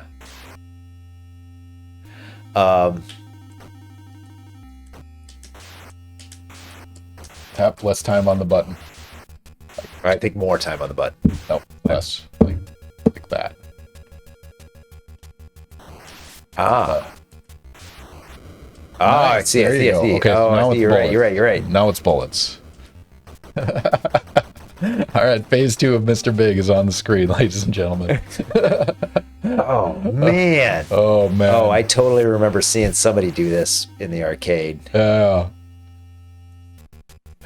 Anyway, where do you think we'll find dark matter? Do you think we'll find it in the lab, or do you think well, so here's the thing, and this is a place where I just need to do more learning. Because the story that I've been telling, do I just shoot him like this? Yep. The story that I've been telling for a long time is that it's probably going to be one of the supersymmetric partners. So there's this whole symmetry is one of these is an amazing thing, and you can learn a lot just by exploiting the symmetry of a system. So that's a heavy topic that I could talk about for an extraordinary amount of time. So, for instance, the symmetry of space. So there's translational symmetry, meaning you can basically go wherever and it's the same. And that gives rise to a conservation. That gives rise to momentum conservation. And there's a symmetry that things are basically the same in time, and that gives rise to energy conservation. So there are these incredible symmetries in the universe that give rise to conservation laws. so you have to move up and down. Your Y position matters. Oh, it does. Yeah, but you can't be too high. This is the stupidest fight. I see what I'm doing. I'll show you guys in a second. Like, Scuzzbot has figured out a lot about this boss, which is very intriguing. So I'll show you. He actually created Game Genie codes for this boss. Oh, no way. Yeah, it's really fun. He's really deconstructing this game to its fundamentals. That's hilarious. Yeah. Yeah, I want to talk more about that. I'm super curious about that. Oh, there you go. There you go. Sweet. All right. So I'm gonna just show you guys really quick. So I have hotkeys, so I'm saving states. So like the way you beat this guy normally, Hamsterlicious, thank you for the cheer. Oh God, Ken, come on. There we go.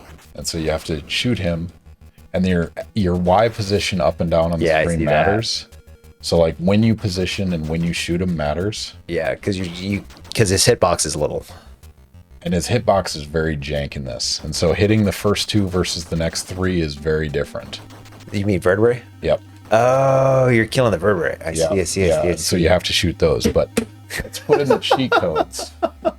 So he created cheat codes that it depends on how the rate at which you're shooting as well as your Y position on the screen. Oh, really? And so it's crazy bananas, but we're going to add 2 additional. So, okay, my time is 28, 29 minutes. Something like that, yeah. All right, so we're going to try this again. New Game Genie codes are enabled. Okay. You don't have to jump rocket, just rocket him in the face. Top of the screen. Top of the screen. I just have to hit a rocket. Yep, exactly. Here, I'll let you start over. Go up to the top. Tap rockets. There you go. All right, now bullets.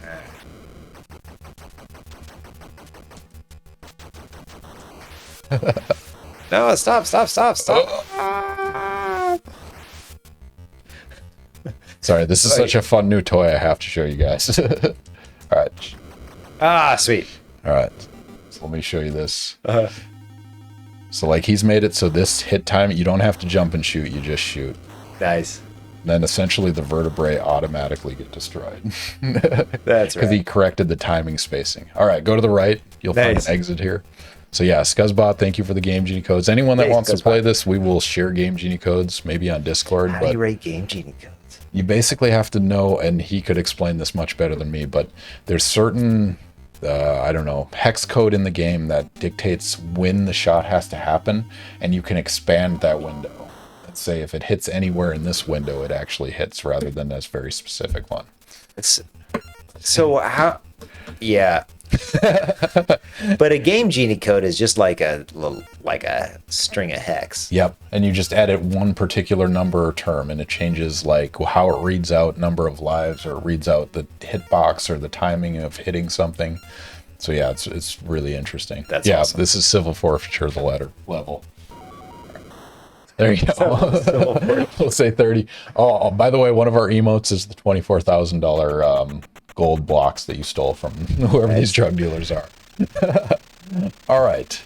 So we had Hamsterlicious. Thank you for the 100 bits and for the cheer. The multiple cheers for the victories against Mr. Big. Yeah. Congratulations. A lifelong dream fulfilled. You've won the war on drugs, and now they want you for DEA.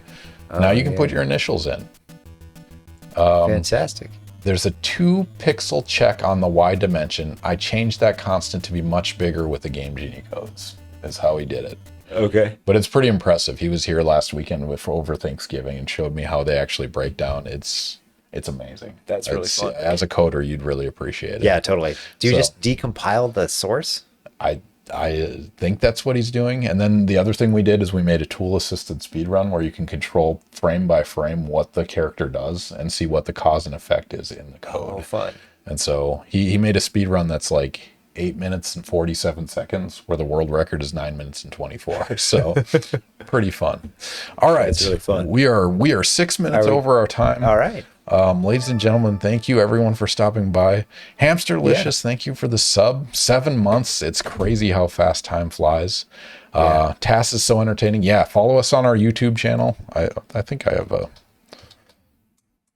I'm going to put that video up at some point. No, it's not there. Anyway, there's a YouTube link right here to a link to our YouTube channel. Follow us on that. Eventually we'll put the tool assisted speedrun up there, and maybe a tutorial. We'll see how we're feeling. But anyway, that is the closing of Ask a Scientist Gaming tonight. David Collins, thank you for stopping by. It's been a pleasure. It's been super fun. Second time, a little easier than Battletoads. A little easier than Battletoads. Yeah, I think Portal is a pretty win. I think Zelda is a little too sandbox. Sandbox is not necessarily what you want. I think Portal was a good balance.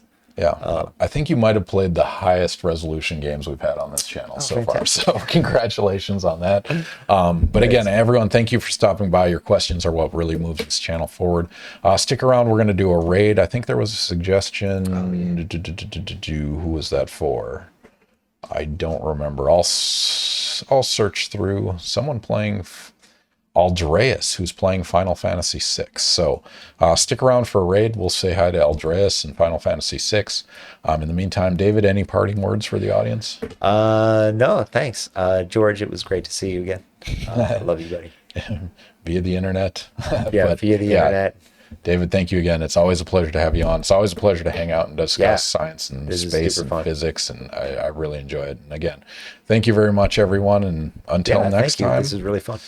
2 weeks we'll have Ryan Baumbach on. He'll talk about molecular magnets, magnetism, all things. He works at the National High Magnetic Field Laboratory, so he's excited to talk about anything you want, physics does and magnetism. Cool stuff with plutonium and uranium too. Yeah. He does heavy, Like heavy weird heavy metals. elements that have a lot of Like- electrons and can have a lot of spin associated with them. So Yeah.